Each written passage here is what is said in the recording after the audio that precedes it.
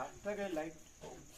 हाँ लास्ट तक है गेट है, गेट तक है गेट तक गेट સુધી છે ને લાઇટ જેમ છે એમ જ।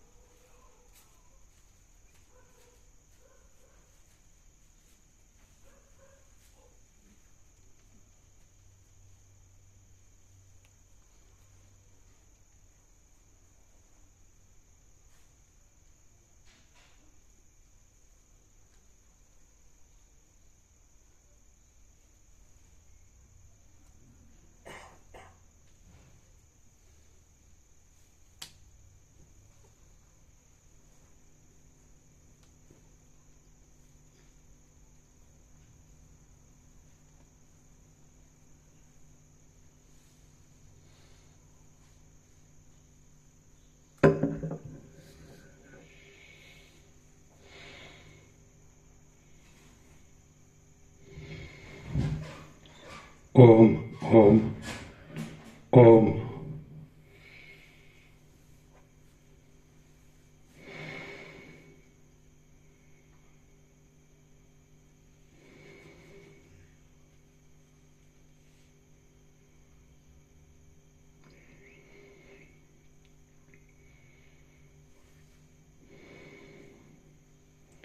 परम चिदाकाश,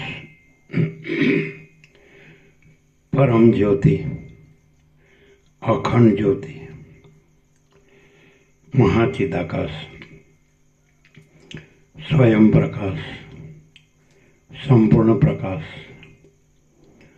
पूर्ण ब्रह्म, अनंत तेजघन, अनंत चिदघन, परमाकाश, केवल अनंत शुद्ध तेजघन, परमाकाश, अखिलात्मा, पूर्ण ब्रह्म, परमात्मा, परम चिदाकाश, परम ज्योति, अखंड ज्योति, अनंत, पूर्ण, परम चिदाकाश, परम शांति, स्वयं सिद्ध, स्वयं प्रकाश, स्वयं पूर्ण, स्वस्वरूप, यही सब कुछ है, इसके सिवा कुछ नहीं है। शून्यभास, अनंत कोटि, महाकल्पो है ही नहीं। महाचिदाकाश, स्वयं प्रकाश, संपूर्ण प्रकाश, महाचिदाकाश ज्योति, अनंत, अखंड, अभेद, महाचिदाकाश ज्योति, महातत्व, महासामान्य, महाचिदाकाश, स्वसंवेद्य, सहज निर्विकल्प, महाचिदाकाश, परम कैवल्य, परम शांति, परम चिदाकाश, अनंत, पूर्ण, निरपेक्ष, सत्य, अनंत, संपूर्ण, अपरिघ, निर्भ्रांत, निरपेक्ष, वसिष्ठराम निर्वाण उत्तरार्ध, राउंड 40मो राउंड।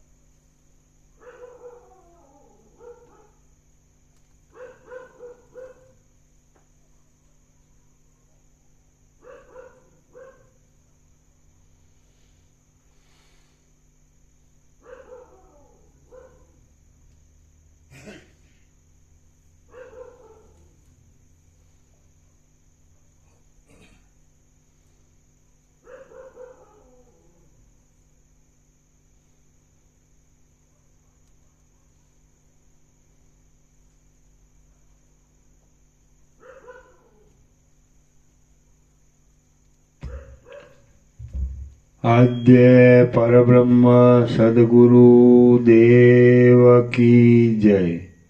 ओम श्री परमात्मने नमः। सद्ग्रंथों शिरोमणि श्री योग वासिष्ठ महारामायण निर्वाण प्रकरण उत्तरार्ध सर्ग 63मो पेज नंबर 1330 1330 सर्ग 63मो। આ સર્વ બ્રહ્મરૂપ જ છે। આ 63મા સર્ગમાં અવિવેકી પુરુષોની દ્રષ્ટિથી જોઈએ તો એકબીજાની અંદર અનંત સૃષ્ટિઓ રહેલી છે અને બ્રહ્મવેત્તા પુરુષોની દ્રષ્ટિથી જોઈએ તો બ્રહ્મ જ સર્વત્ર ચિદરૂપ રહેલ છે એ વિશે કહેવામાં આવશે। આ 63મા સર્ગમાં અવિવેકી પુરુષોની દ્રષ્ટિથી જોઈએ તો એકબીજાની અંદર અનંત સૃષ્ટિઓ રહેલી છે અને બ્રહ્મવેત્તા પુરુષોની દ્રષ્ટિથી જોઈએ તો બ્રહ્મ જ સર્વત્ર ચિદરૂપ રહેલ છે એ વિશે કહેવામાં આવશે। રામ બોલ્યા, તમે અવયવ વિનાના તમારા કૌંસમાં માત્ર વાસનામય। રામ બોલ્યા, તમે અવયવ વિનાના તમારા દેહ વડે એ સ્ત્રી સાથે શી રીતે વ્યવહાર કર્યો હતો?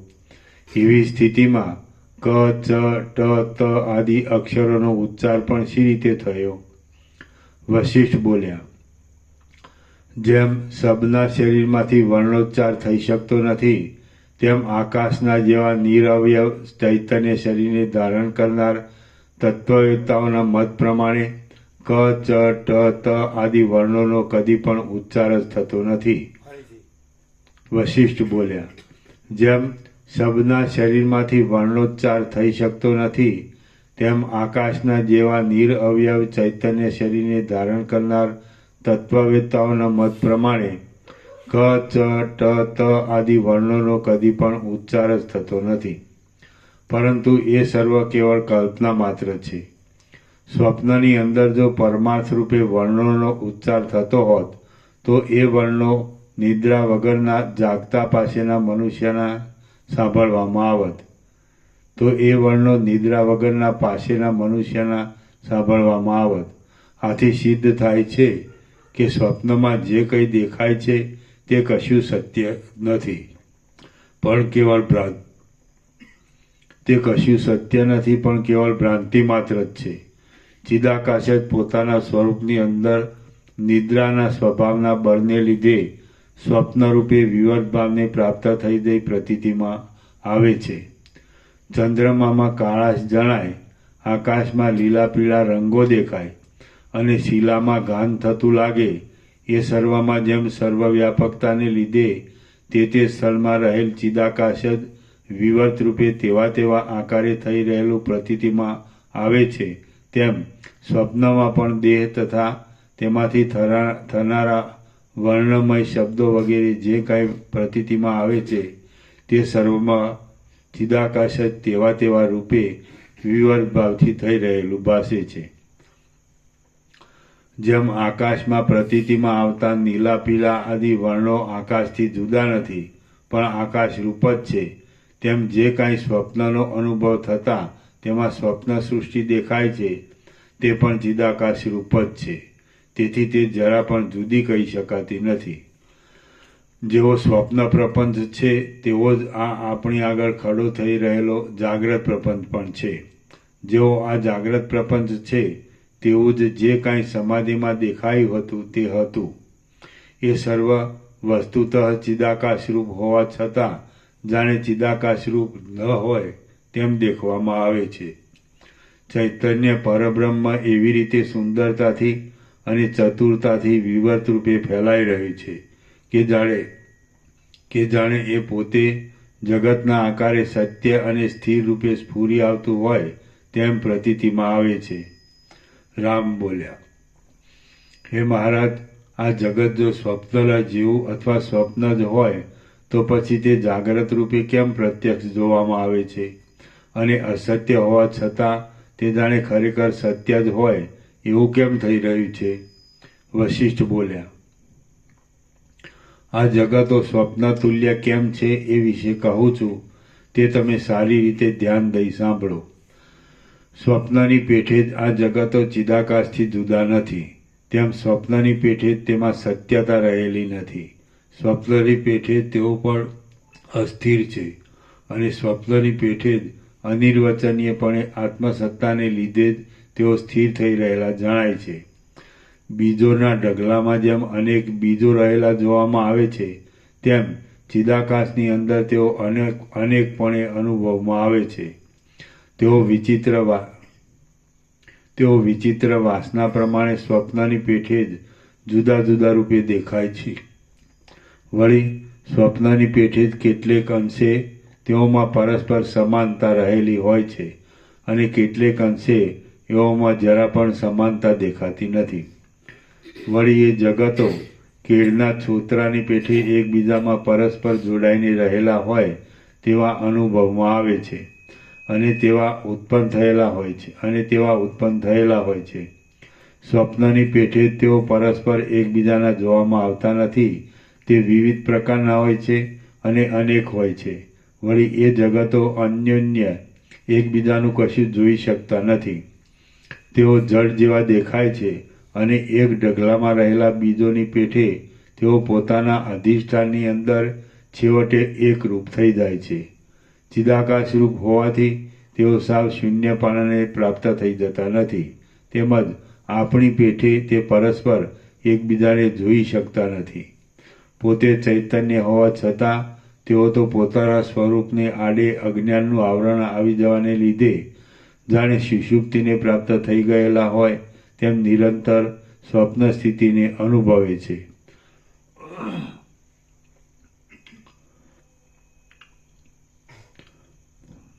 અજ્ઞાનરૂપી સુષુપ્તિને પ્રાપ્ત થયેલા જીવો સ્વપ્નરૂપ જગતના સમૂહને પામે છે. એટલે તેમાં તેઓ દિવસની કલ્પના કરે છે અને તેને વિશે સર્વ વ્યવહાર કરે છે. દેવતાઓએ જે અસુરોનો સંહાર કર્યો છે તેઓ પોતાના સ્વપ્નરૂપ જગતની અંદર જ હમણાં સ્થિતિ કરી રહેલા છે. તેઓ અજ્ઞાનને લીધે મોક્ષ પામ્યા નથી, ચેતનપણાને લીધે પાષાણ આદિ જડભાવને પામ્યા નથી, તેમ પાછા દેહવાળા પણ બન્યા નથી. તો પછી સ્વપ્નરૂપ જગત સિવાય બીજી તેમની ક્યાં સ્થિતિ હોય?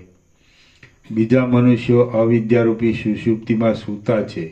તેઓ પણ પોતાના સ્વપ્નરૂપી જગતની જાળમાં રહીને પોતાની વાસના વડે કલ્પી કાઢેલા આચાર અને વ્યવહાર કરતા રહે છે. બીજાઓએ તેમનો સંહાર કર્યો છે એટલે તેઓ પણ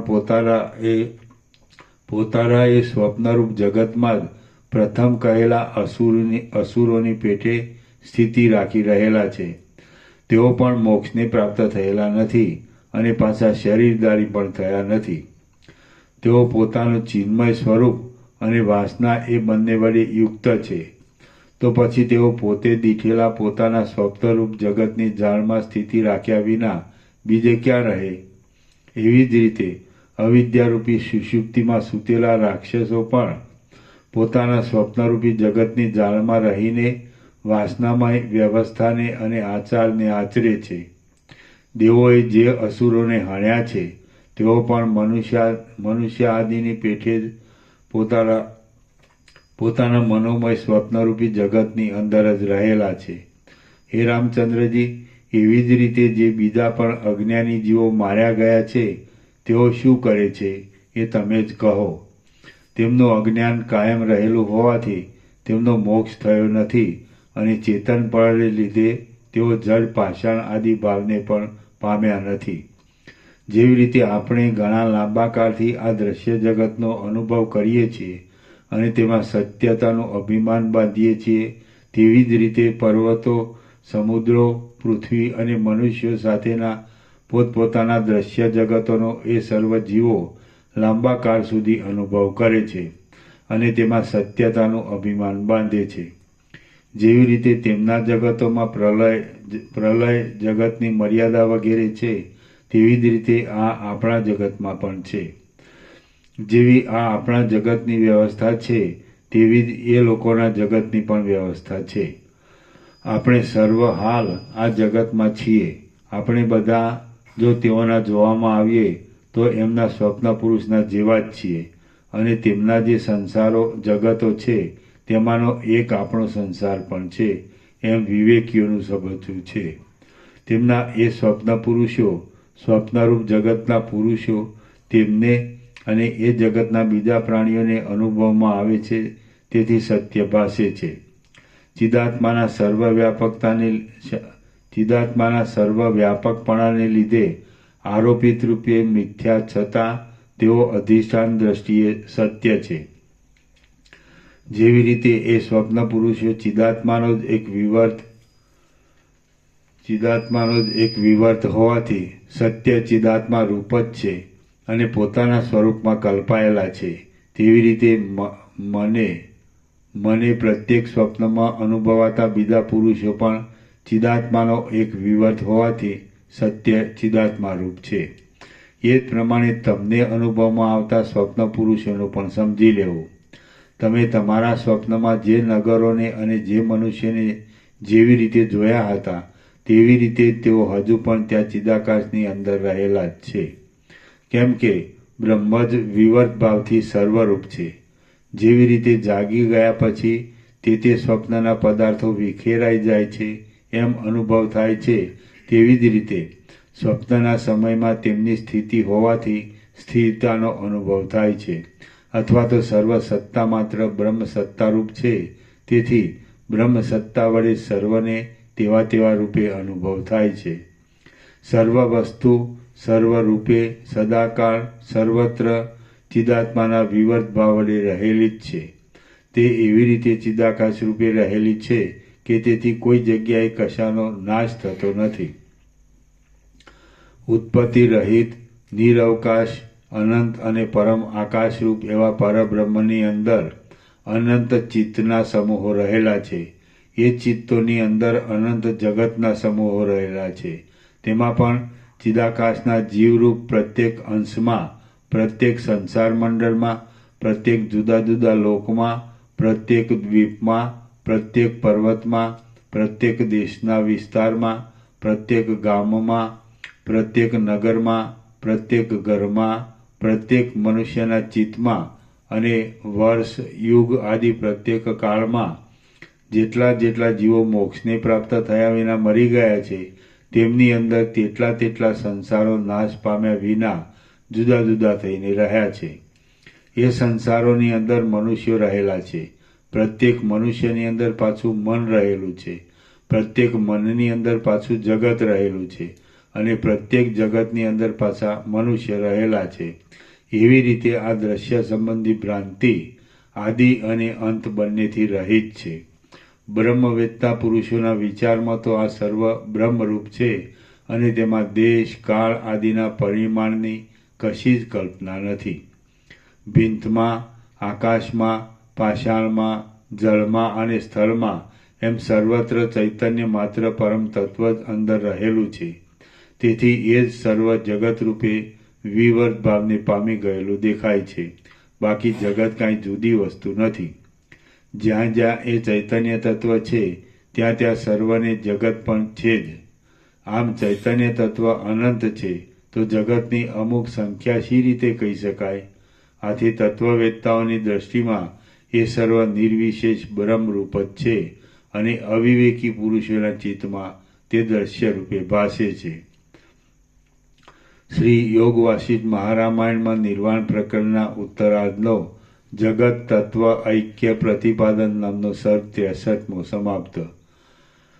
સર્ગ 64મો વિદ્યાધરીનું વૃત્તાંત. આ 64મા સર્ગમાં વશિષ્ઠજીના પૂછવાથી વિદ્યાધરી વિસ્તારથી પોતાનું ઘર, જન્મ, કર્મ ઇત્યાદિ માંડીને ઠેઠ પોતાને વૈરાગ્ય થયો ત્યાં સુધીની કથાનું વર્ણન કરી બતાવશે. વશિષ્ઠ બોલ્યા, પછી કમળ જેવા ઉલ્લાસ ભર્યા અને માલતી પુષ્પના જેવા મનોહર લોચનવાળી એ લલિત લલનાને જોઈને મેં તેની લીલા વડે પૂછ્યું, હે કમળ ગર્ભના જેવી ગૌર કાંતિવાળી સ્ત્રી, તું કોણ છે? અહીં મારી પાસે શા માટે આવી છે? તું કોની પુત્રી છે અથવા કોની પત્ની છે? તું શું ઈચ્છે છે? તું ક્યાં આવી ચડી છે અને તું ક્યાં રહે છે? વિદ્યાધરી બોલી, હે મહારાજ, હું આપને મારું પોતાનું સંપૂર્ણ વૃત્તાંત કહું છું, તે આપ સાંભળો. હું દુઃખી છું અને મારી પીડા શાંત થાય એવા ઉપાયને ઈચ્છું છું. માટે આપ મારા ઉપર કરુણા લાવી એક વિશ્વાસુ તરીકે મને પૂછવાને યોગ્ય છો. પરમ વિસ્તીર્ણ ચિદાકાશની અંદરના કોઈ એક ખૂણામાં આ મારું જગતરૂપી ઘર કાંઈક અનિર્વચનીયપણે રહ્યું છે. તેના પાતાળ, ભૂત અને સ્વર્ગ એ 3 અંદરના ખંડો છે અને તેમાં હિરણ્ય ગર્ભરૂપે પ્રસરી રહેલી માયાએ કલ્પના નામની એક કુમારિકાને ઘરધણિયાણી તરીકે ક્રીડા કરવા બનાવી છે. જેમ કરમૂલ એટલે કાંડું અથવા પોચો, જેમ કરમૂલ કંકણ વડે વીંટાયેલ છે, તેમ તેમાં આ ભૂલોક, દ્વીપો અને સમુદ્રો વડે વીંટાયેલ છે. આથી એ ભૂતલ, દ્વીપ તથા સમુદ્ર આદિના વર્ણો વડે વિચિત્રતાને પામીને જગત સંબંધી લક્ષ્મીના કરમૂળ જેવું રહી સુશોભિત થઈ રહેલું છે. દ્વીપો અને સમુદ્રના અંતભાગને વિશે સર્વ દિશાઓમાં ચોતરફ 10,000 યોજન સુધી સુવર્ણમય પૃથ્વી રહી છે. તે સ્વયં પ્રકાશ છે, સંકલ્પ માત્ર વડે ફળ આપનારી છે, આકાશના જેવી નિર્મળ છે, અનેક ચિંતામણીઓથી યુક્ત છે, કચરા વિનાની છે, સ્વચ્છ છે અને પોતાની કાંતિ વડે સ્વર્ગ આદિ લોકની કાંતિને પણ પરાજય આપે છે.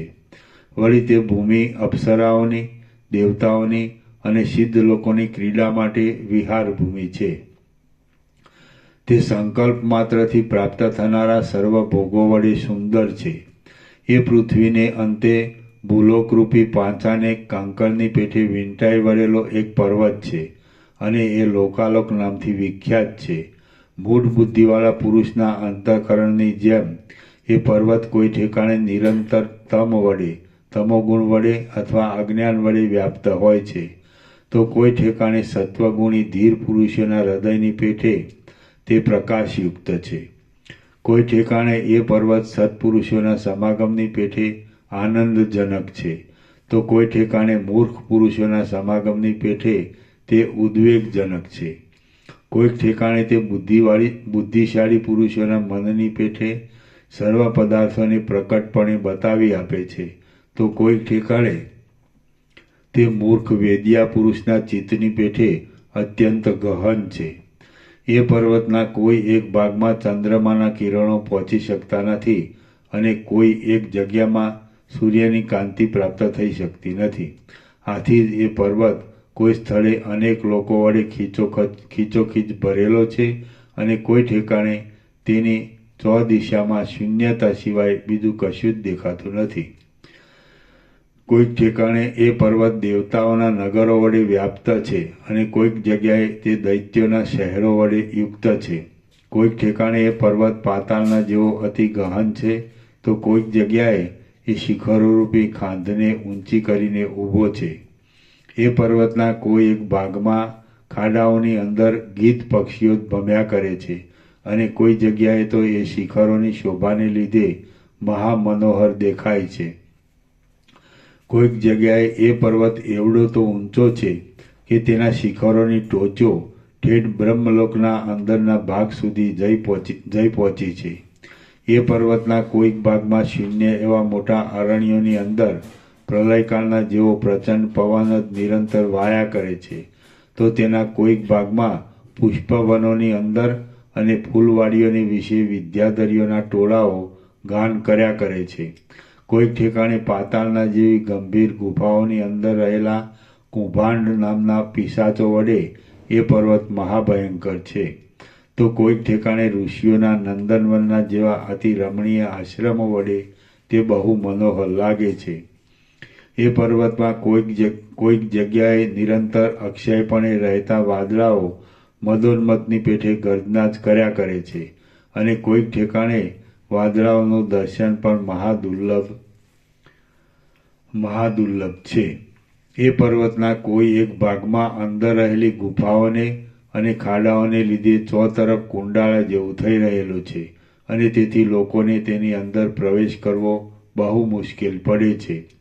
એ લોકાલોક પર્વતની અંદર કોઈક સ્થળે ક્ષોભને પ્રાપ્ત થયેલા મનુષ્યો ખડગ, કુહાડા આદિના પ્રહાર વડે ભૂતોના નિવાસસ્થાનોને ઉખેડી નાખે છે, તો કોઈક જગ્યાએ એ પર્વત પોતાની અંદર રહેલા મનુષ્યોના સમૂહની સુજનતા વડે સ્વર્ગનો પણ પરાજય કરી દે છે. એ પર્વતમાં કોઈ એક ઠેકાણે નિરંતર વાયા કરતા પવન વડે જ સ્થાવર જંગમ પ્રાણીઓની ઉત્પત્તિ થાય છે અને કોઈક ઠેકાણે તો સર્વ પ્રકારના ક્ષયથી રહિત એવા સ્થાવર જંગમ જીવો એ પર્વતની અંદર સ્થિરપણે રહેલા છે.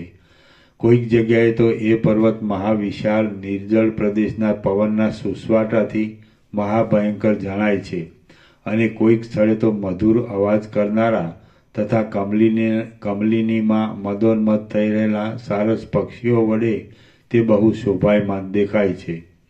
એ પર્વતની અંદર કોઈ જગ્યાએ જળના તરંગોવાળા વરસાદના વાદળાઓની ગર્જનાઓ સાંભળવામાં આવે છે, તો કોઈક ઠેકાણે એ પર્વત મદોન્મત અપ્સરાઓના હિંડોળાઓ પર બેસી હિંચકા ખાવાના વિલાસ વડે જોનારાના મનમાં કામદેવને ઉત્પન્ન કરે છે.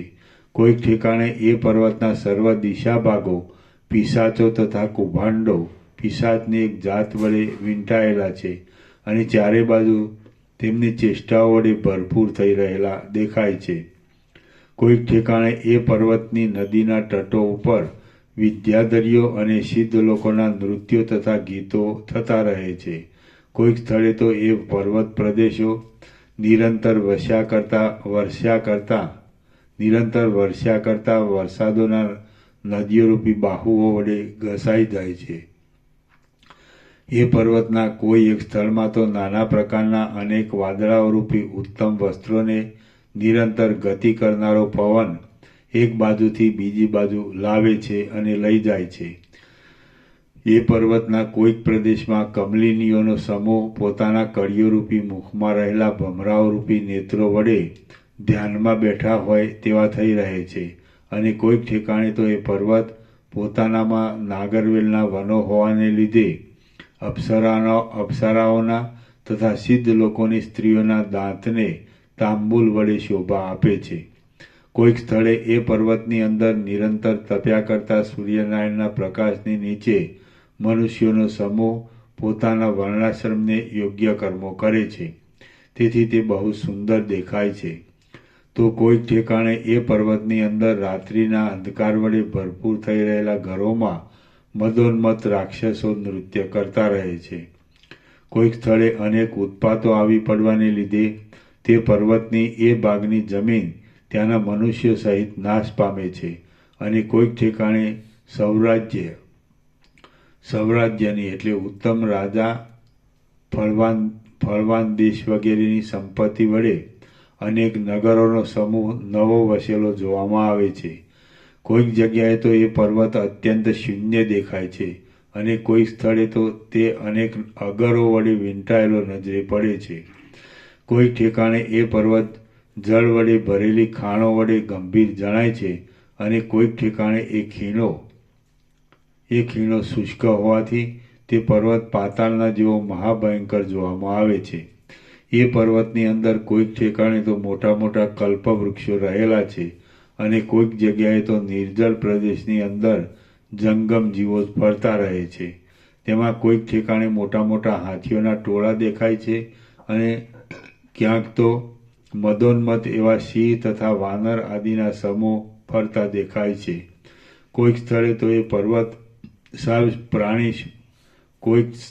એ પર્વત સાવ પ્રાણી વિનાનો શૂન્ય જ જણાય છે અને તેને લીધે તેની ઊંચાઈ નકામી લાગે છે. એ પર્વતના કોઈક સ્થાનમાં ઉન્મત્ત રાક્ષસો ભમ્યા કરે છે અને તેનો કોઈક પ્રદેશ કરંજોની ઝાડીને લીધે મહાગહન છે. વળી એ પર્વતના કોઈ એક ભાગમાં તાલના મોટા જંગલો જ જોવામાં આવે છે. તેના કોઈ એક સ્થળે આકાશના જેવા નિર્મળ અને વિશાળ તળાવો રહ્યા છે અને કોઈ એક ભાગમાં ઘણી લાંબી નિર્જળ ભૂમિ જોવામાં આવે છે. તેમાં કોઈ એક ઠેકાણે તો નિરંતર ધૂળ જ ઉડ્યા કરે છે અને કોઈક ભાગમાં સર્વ ઋતુમાં સમાન રૂપે રહેનારા જંગલો જ રહ્યા છે. એ લોકાલોક પર્વતના શિખરો ઉપર શિલાઓ છે. તે શિલાઓ સહ્ય તથા મલય આદિ સામાન્ય પર્વતો જેવી છે. સુસ્થિત જેવા વાદળાને ધારણ કરી રહી છે, રત્નમય છે અને આકાશના જેવી નિર્મળ છે. વળી એ શિલાઓ દૂધ જેવી, ગંગા આદિ નદીના જળ જેવી અને સૂર્યનારાયણ જેવી ગૌર છે. પોતાના પુત્ર પૌત્ર આદિના કારણરૂપ એવા સિંહ તથા વાનર આદિ પ્રાણીઓ જાણે વનના મહાન વૃક્ષોની ડાળીઓમાં નિવાસ કરતા હોય તેમ એ શિલાઓ ઉપર નિરંતર વિશ્રામ લે છે. એ શિલાઓના ઉત્તર તરફના ભાગમાં પૂર્વ દિશા તરફ રહેલા શિખર ઉપર એક શિલા છે. તે કદી પણ ક્ષીણ ન થનારા વજ્રના ગર્ભના જેવી અતિ કઠોર છે અને તેની અંદર હું રહું છું. દૈવે મને તેની અંદર જ બાંધી દીધેલ છે અને એ પાષાણરૂપી શિલા યંત્રમાં મેં નિવાસ રાખ્યો છે. હે મહારાજ, તેની અંદર મારા અસંખ્ય યુગોના સમૂહો ચાલ્યા ગયા છે એમ હું સમજું છું.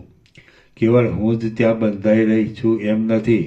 જેમ સાયંકાળે બંધ થઈ જનારી કમળની કળીમાં ભમરો બંધાઈ જાય છે તેમ એ શિલાની અંદર મારો ભરતા પણ બંધાઈ રહ્યો છે. એ શિલાના અત્યંત સાંકડા અને સંકટદાયી ભાગમાં મારા ભરતાની સાથે ચિરકાળથી મારા વર્ષોના અનેક સમૂહો ચાલ્યા ગયા છે એવો મારો અનુભવ છે. આજ દિવસ સુધી અમે કેવળ માત્ર અમારા દોષે જ મોક્ષ પામ્યા નથી અને ઘણા લાંબા કાળથી એ શિલાની અંદર જ તેવી મમતા બાંધીને રહ્યા છીએ.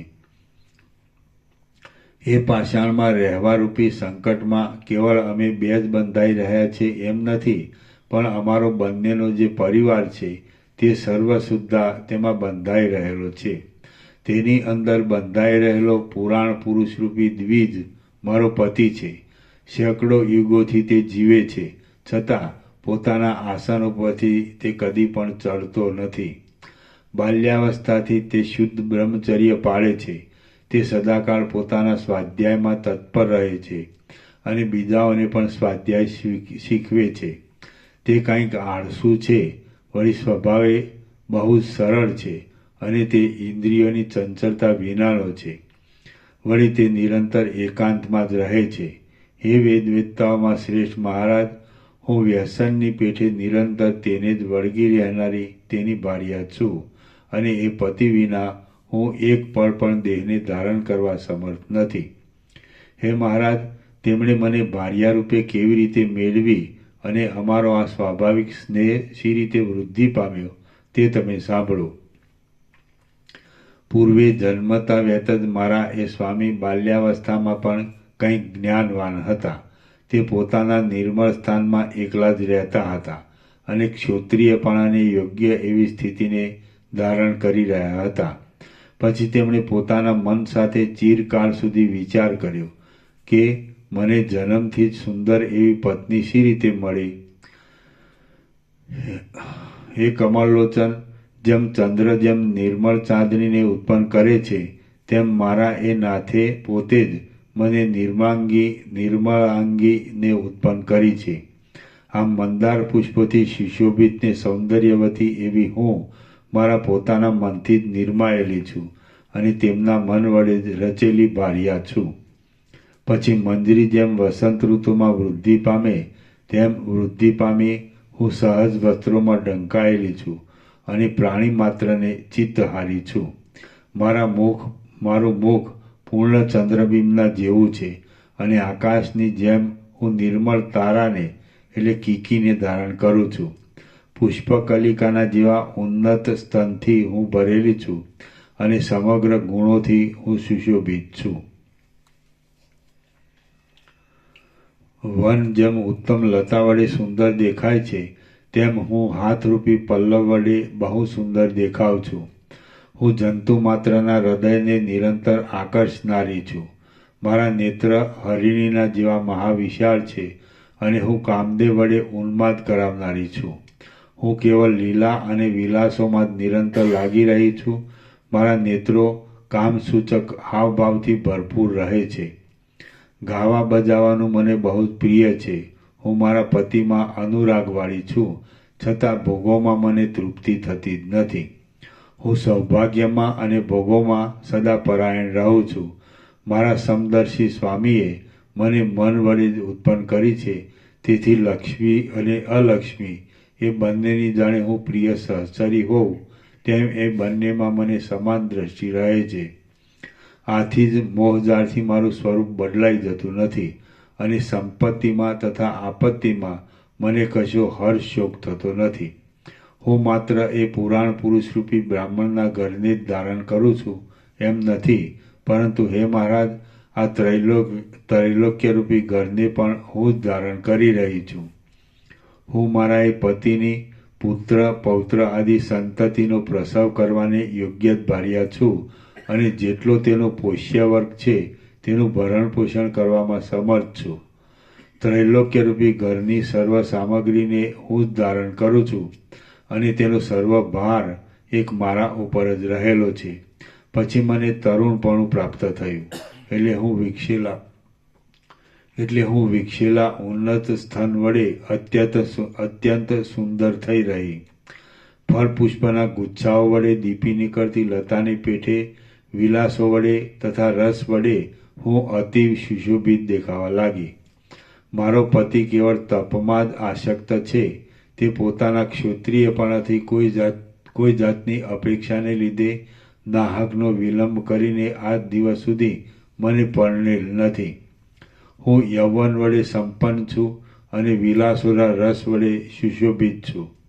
આથી જેમ અગ્નિનો સંપર્ક થતાં પદ્મિની કમલિની બળ્યા કરે છે, તેમ એ અવિવાહિતપણાના દુઃખને લીધે હું એ પતિ વિના અંદર બળ્યા કરું છું.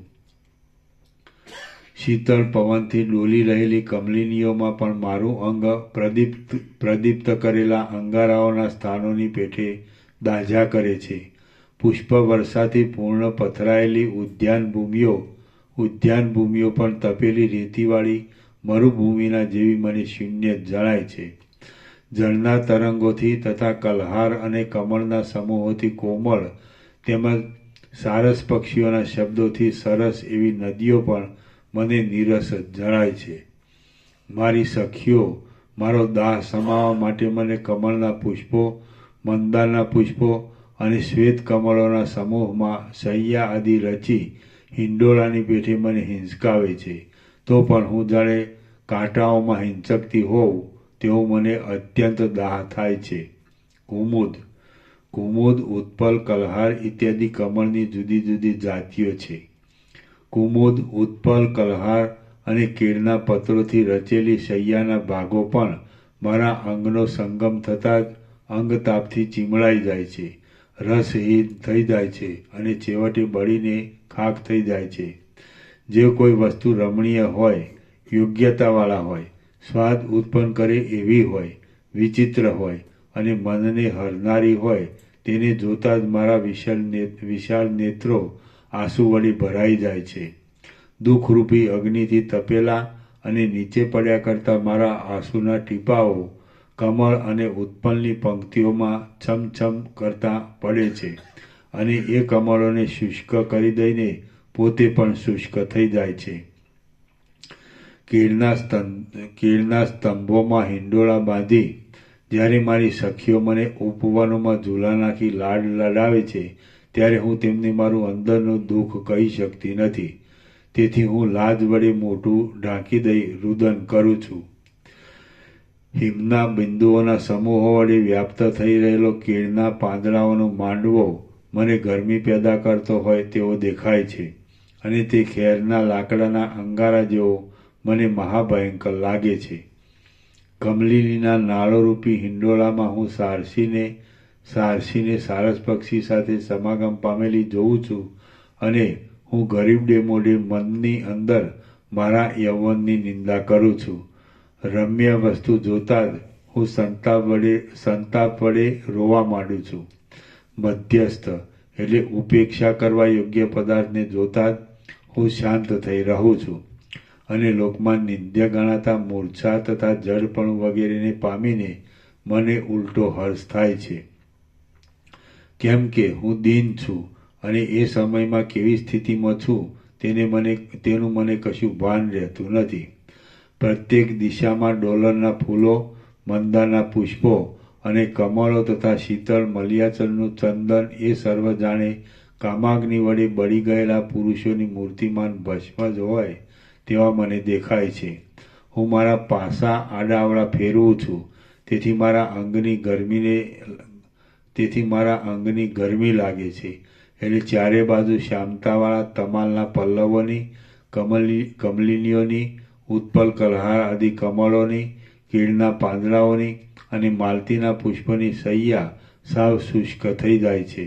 હાય, મારા નવ યૌવનના સર્વ દિવસો વ્યર્થ ચાલ્યા ગયા. શ્રી યોગવાસિન મહારામાયણમાં નિર્વાણ પ્રકરણના ઉત્તરાર્ધનો વિદ્યાધરી વ્યસન વર્ણન નામનો સર્ગ 64મો સમાપ્ત. સર્ગ 65મો વિદ્યાધરીની સિદ્ધ દશા. આ 65મા સર્ગમાં કાળે કરીને પોતાના પતિ ઉપરનો પ્રેમ નિર્માલ્ય દશાને પ્રાપ્ત થઈ જતા એ વિદ્યાધરી ધારણાના અભ્યાસ વડે પ્રાણને જીતી લઈને પોતે સિદ્ધ દશાને પ્રાપ્ત થઈ ગઈ એ વિશે વર્ણન કરવામાં આવશે. વિદ્યાધરી બોલી, જેમ શરદ ઋતુ શાંત થઈ જતા હેમંત ઋતુના આરંભકાળમાં રસહીન થઈ રહેલ પલ્લવ રૂપરંગથી સાવ રહિત થઈ જાય છે, તેમ ઘણો લાંબો કાળ ચાલ્યો જતા એ મારો સ્નેહ પણ નિર્માલ્ય જેવો થઈ ગયો. મારો પતિ વૃદ્ધ છે, એકાંતમાં જ રહ્યા કરે છે, નીરસ છે, સ્નેહથી રહિત છે, સરળ ચિત્ત છે અને નિરંતર મૌનધારી છે, તો પછી મારે હવે જીવીને શું પામવાનું છે? બાળપણથી જ વૈધવ્ય ભોગવવું એ ઠીક છે, અથવા મરણ થઈ જાય એ પણ ઠીક છે, અથવા વ્યાધિ થાય કે કોઈ વિપત્તિ આવી પડે એ પણ ઠીક છે, પરંતુ ચિત્તને રૂચે નહીં એવું પ્રકૃતિવાળો પતિ હોય એ ઠીક જ નથી. અખંડિત સૌભાગ્ય રહેવું અને રસિક તથા સુંદર આચારવાળો તરુણ પતિ હોવો એ જ સ્ત્રીના જન્મનું સાફલ્ય છે. નીરસ પતિવાળી સ્ત્રી પોતે જીવતા છતાં મરેલી જ છે. શાસ્ત્ર સંબંધી સંસ્કાર વિનાની બુદ્ધિ પણ અનેક દુષ્કર્મોથી હણાયેલી જ છે. દુર્જનોના ઉપભોગમાં આવેલી લક્ષ્મી પણ દૂરદાણી થયેલી છે અને વેશ્યાએ સદાચારની લીધેલ લાજ પણ હણાયેલી જ છે. જે સ્ત્રી પોતાના પતિને મન, વચન, કર્મ વડે અનુસરે છે તે જ ખરી સ્ત્રી છે. જે લક્ષ્મી સત્પુરુષને અનુસરે છે તે જ ખરી લક્ષ્મી છે. જે બુદ્ધિ, સમ, દમ આદિ સાધન સંપત્તિ વડે મધુર ને ઉદાર છે તે જ ખરી બુદ્ધિ છે. જે સાધુતામાં સર્વત્ર સમાન દ્રષ્ટિ રહે છે તે જ ખરી સાધુતા છે. જે સાધુતામાં સર્વત્ર સમાન દ્રષ્ટિ રહે છે તે જ ખરી સાધુતા છે. જે દંપતી પરસ્પર એકબીજામાં પ્રેમ પાસ વડે બંધાઈ રહ્યા હોય છે તેમને આધિઓ, વ્યાધિઓ, આપત્તિઓ, અતિવૃષ્ટિ કે અનાવૃષ્ટિ આદિ દૈવી ઉત્પાતો કશી પણ બાધા ઉત્પન્ન કરી શકતા નથી. દુષ્ટ પતિવાળી અને વૈધવ્યવાળી સ્ત્રીઓને દુષ્ટ પતિવાળી અને વૈધવ્યવાળી સ્ત્રીઓને વિકસિત થઈ રહેલ પુષ્પવાળા સ્થાનો અને નંદનવનની ભૂમિઓ પણ નિર્જળ પ્રદેશના જેવી સંતાપકારી જણાય છે. સ્ત્રીઓ જગતમાં પ્રસિદ્ધ રીતે દેખાતા ઘર, ધન આદિ સર્વ પદાર્થોનો થોડા ગુણને લીધે અથવા પ્રમાદને લીધે ત્યાગ કરી શકે છે, પરંતુ તેઓ એક પતિનો ત્યાગ કરી શકતી નથી. હે મુનિશ્રેષ્ઠ, હું સ્થિર યૌવનવાળી છું અને મેં એ સર્વ દુઃખો અનેક વર્ષો સુધી સહન કર્યા છે. અહો, મારું દુર્ભાગ્ય તો તમે જુઓ. જેમ હિમ પડવાથી બળી ગયેલી કમલિનીનો રંગ નીરસપણાથી નિર્માલ્ય થઈ જાય છે, તેમ ક્રમે કરીને નીરસપણાને લીધે એ મારો પ્રેમ પણ નિર્માલ્ય જેવો થઈ ગયો. આમ હે મહારાજ, વૈરાગ્ય વાસનાનો ઉદય થવાથી હું સર્વ પદાર્થોમાં વિરક્ત થઈ છું. હવે હું આપના ઉપદેશ વડે મોક્ષ ઈચ્છું છું. જે જીવોએ ઈચ્છિત અર્થ પ્રાપ્ત કર્યો નથી જેમણે પોતાની બુદ્ધિને પરમાત્મામાં વિશ્રામ પમાડી નથી અને જેઓ મરણને આરે બેઠેલા છે, તે જીવોના જીવવા કરતાં તો મરણ પણ વધારે સારું છે. જે જીવોએ ઈચ્છિત અર્થ પ્રાપ્ત કર્યો નથી, જેમણે પોતાની બુદ્ધિને પરમાત્મામાં વિશ્રામ પમાડી નથી અને જેઓ મરણને આરે બેઠેલા છે, તે જીવોના જીવવા કરતાં તો મરણ પણ વધારે સારું છે. મારા પતિ અહર્નિશ નિવારણની જ ઈચ્છા રાખે છે. મારા પતિ અહર્નિશ નિર્વાણની જ ઈચ્છા રાખે છે. જેમ કોઈ એક રાજા બીજા રાજાની સહાય વડે પોતાના પ્રતિપક્ષી રાજાને જીતી લેવા માટે જાગ્રત થઈ જાય છે, તેમ તે પોતાના મનની સહાય વડે જ મનને જીતવામાં જાગ્રત થઈ ગયા છે. હે મહારાજ, મારા પતિનું અને મારું અજ્ઞાન શાંત થઈ જાય તે માટે આપ ન્યાયયુક્ત વાણીથી અમને આત્માનું સ્મરણ કરાવો. મારા પતિ જ્યારે મારા તરફ કશું લક્ષ્ય આપ્યા વિના પોતાના આત્મામાં સ્થિર રહેવા લાગ્યા, ત્યારે જ મને મનમાં ઉત્પન્ન થયેલા વૈરાગ્યને લીધે જગતની સર્વ સ્થિતિ રસ વિનાની જણાવા લાગી. ત્યારથી માંડી હું સંસાર સંબંધી વાસનાના આવેશથી માત્ર રહિત થઈ ગઈ છું અને ત્યારથી મેં અભિમત તથા તીવ્ર સંવેગવાળી આકાશગમન રૂપી સિદ્ધિ આપનારી ધારણા એટલે ખેચરી મુદ્રા બાંધવાનો અભ્યાસ કર્યો છે. પછી એ ધારણા વડે મેં આકાશગમન રૂપી સિદ્ધિ સંપાદન કરી અને સિદ્ધ પુરુષોના સમાગમ વડે ઉત્તમ ફળ આપનારી એ ધારણાનો મેં ફરીવાર અભ્યાસ કર્યો. ત્યારબાદ મારા આધારરૂપ જગતના પૂર્વાપર ભાગો જોવાની ઈચ્છાથી મેં તદ અનુકૂળ ધારણા બાંધી અને તેમાં હું સ્થિર થઈ રહી. આથી મને એ ધારણાની સિદ્ધિ પણ પ્રાપ્ત થઈ. પછી પોતાના એ જગતની અંદર રહેલી સર્વ વસ્તુઓ જોઈ લઈ હું તેની બહાર નીકળી. એટલે લોકાલોક પર્વતની સ્થૂળ એવી શિલા મારા જોવામાં આવી. હે મહારાજ, અમે બંને દંપતીના ચિત્તમાં આટલા કાળ સુધી બીજું કશું જોવાની કોઈ દિવસ કશી પણ ઈચ્છા થઈ ન હતી. અહો, મારા પતિ એવા તો વાસના વિનાના છે કે તેઓ એકાંતમાં કેવળ વેદના શુદ્ધ અર્થનું જ એટલે ધર્મનું તથા પરમાત્માનું ચિંતન કર્યા કરે છે. આથી તેમને ભૂતકાળ, ભવિષ્યકાળ અને વર્તમાનકાળનું તથા તેની અંદર રહેલા સર્વ પદાર્થોનું તેમજ બ્રહ્મ તત્વનું હજી સુધી ગુરુ ન મળવાથી જ્ઞાન થયેલું નથી. જોકે મારા પતિ વિદ્વાન છે તો પણ તત્વજ્ઞાન ન થવાને લીધે તે પરમપદ પામ્યા નથી. આજે હું અને મારા પતિ બંને પ્રયત્ન વડે પરમપદ મેળવવા ઈચ્છીએ છીએ. માટે હે મહારાજ, મારી એ પ્રાર્થના સફળ કરવાને આપ યોગ્ય છો. આપ જેવા મોટા પુરુષો પાસે કોઈ પણ કંઈ યાચના કરે તો તે કદી પણ નિષ્ફળ જતી જ નથી. હે મહારાજ, આપ જેવા મોટા પુરુષો પાસે કોઈ પણ કાંઈ યાચના કરે તો તે કદી પણ નિષ્ફળ જતી જ નથી.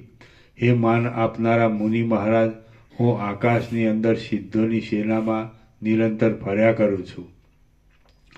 મારી દ્રષ્ટિમાં આપ વિના બીજો કોઈ પણ અમારા ઘાટા અજ્ઞાનરૂપી વનને અગ્નિની પેઠે બાળી નાખે એવો જોવામાં આવતો નથી. હે દયાળુ મહારાજ, સત્પુરુષો તો પોતાની પાસે આવી યાચના કરનારા પુરુષોની ઈચ્છાઓને સહેજ પૂર્ણ કરે છે.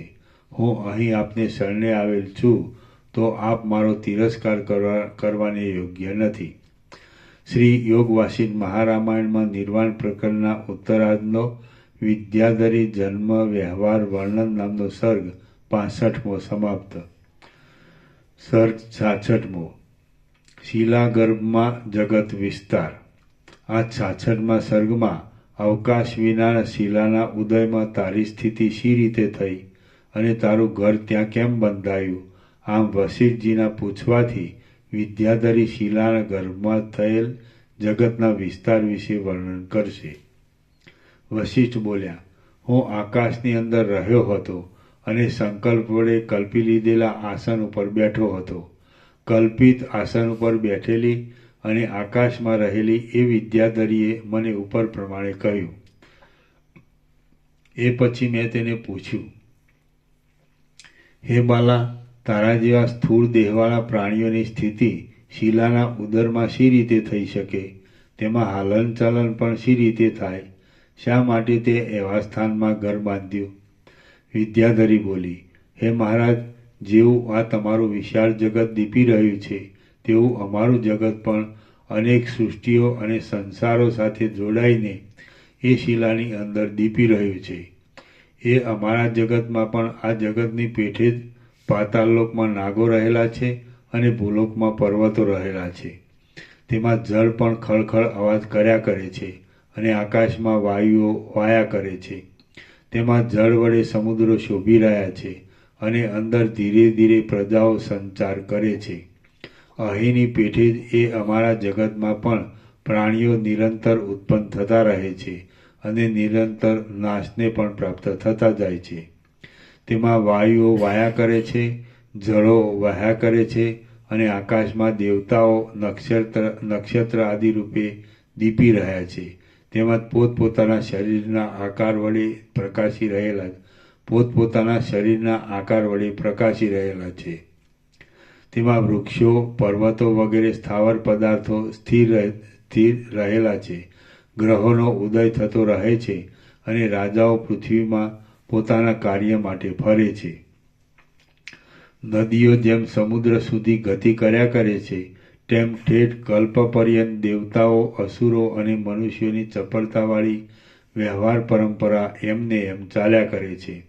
કલ્પ પર્યંત સર્વકાળમાં અને આકાશ પર્યંત સર્વ દેશમાં ભૂલોકરૂપી તળાવની અંદર ચપળ વાદળારૂપી ભમરાઓને ધારણ કરી રહેલા દિવસરૂપી કમળો પોતાની અંદર રહેલા સર્વ પદાર્થોરૂપી કેસરાઓ સાથે વિકાસ પામે છે, સંકોચ પામે છે અને પાછા વિકાસને પ્રાપ્ત થાય છે.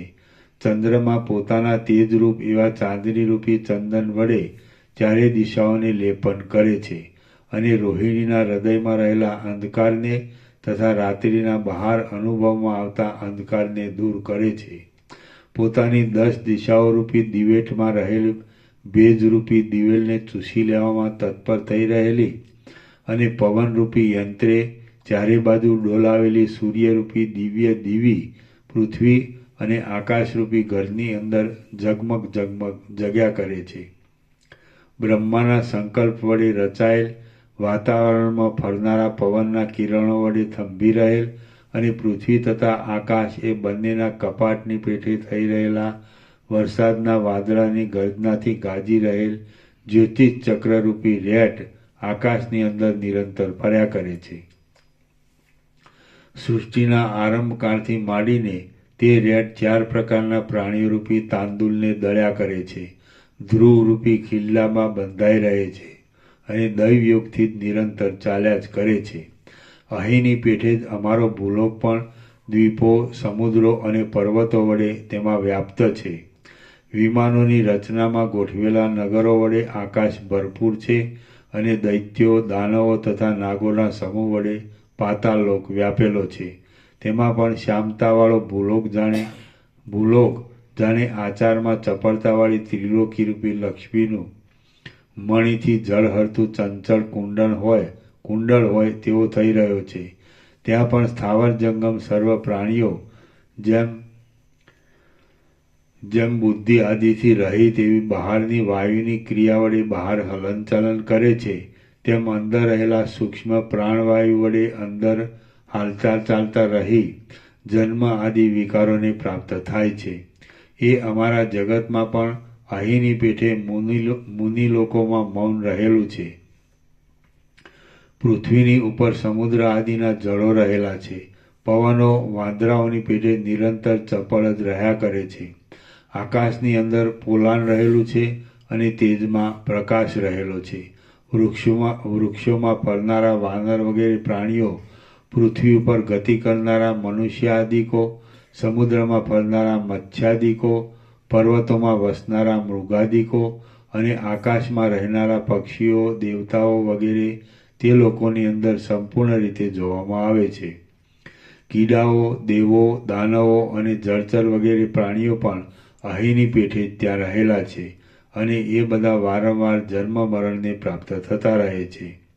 જેમ કોઈ પશુનું પાલન કરનાર પુરુષ પોતાના હાથથી પોતાના પશુનું લાલન પાલન કરી તેનો ભોગ લે છે, તેમ કાળ, સૂર, અસુર અને ગંધર્વ સહિત સર્વ પ્રજાનું કલ્પ, યુગ, વર્ષ આદિરૂપ પોતાના હાથ વડે લાલન પાલન કરી તેનો ભોગ લે છે.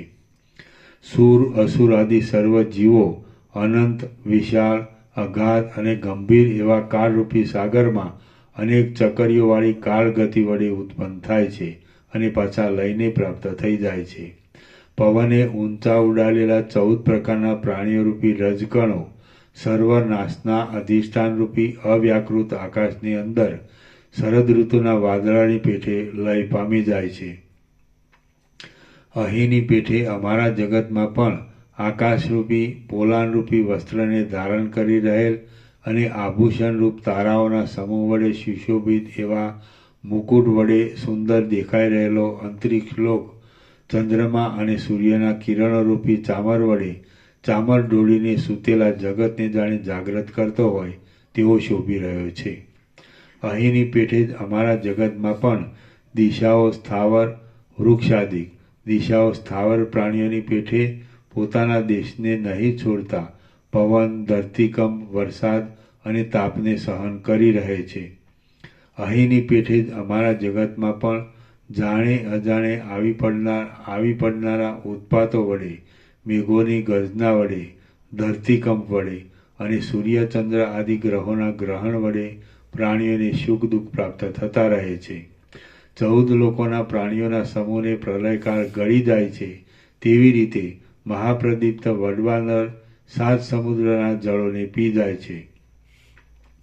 અહીંની પેઠે જ અમારા જગતમાં પણ પાતાળમાં રહેનારો પ્રાણીઓનો સમૂહ પાતાળમાં પ્રવેશ કરે છે. આકાશરૂપી ગુફામાં વસવા યોગ્ય પ્રાણીઓનો સમૂહ આકાશમાં પ્રવેશ કરે છે. બીજા કેટલાક જીવો દિશાઓના મંડળમાં ચારે બાજુ ભમતા રહે છે અને કેટલાક પ્રાણીઓ તો પવનની ગતિના ક્રમ પ્રમાણે પર્વતો અને મહાસાગરોની અંદર ઘૂમ્યા કરે છે. શ્રી યોગ વાસિષ્ઠ મહારામાયણમાં નિર્વાણ પ્રકરણના ઉત્તરાર્ધનો શિલાંતર વર્ણન નામનો સર્ગ 66મો સમાપ્ત. સર્ગ 67મો અભ્યાસથી સર્વ થઈ શકે છે. આ 67મા સર્ગમાં કૌતુક જોવાની ઈચ્છાથી વશિષ્ઠ મુનિ વિદ્યાધરીની સાથે જશે અને તે છતાં જગત તેમના જોવામાં નહીં આવવાથી તે વિદ્યાધરીને પૂછશે. તે વિદ્યાધરી અભ્યાસનું મહાત્મ્ય વર્ણવી બતાવશે.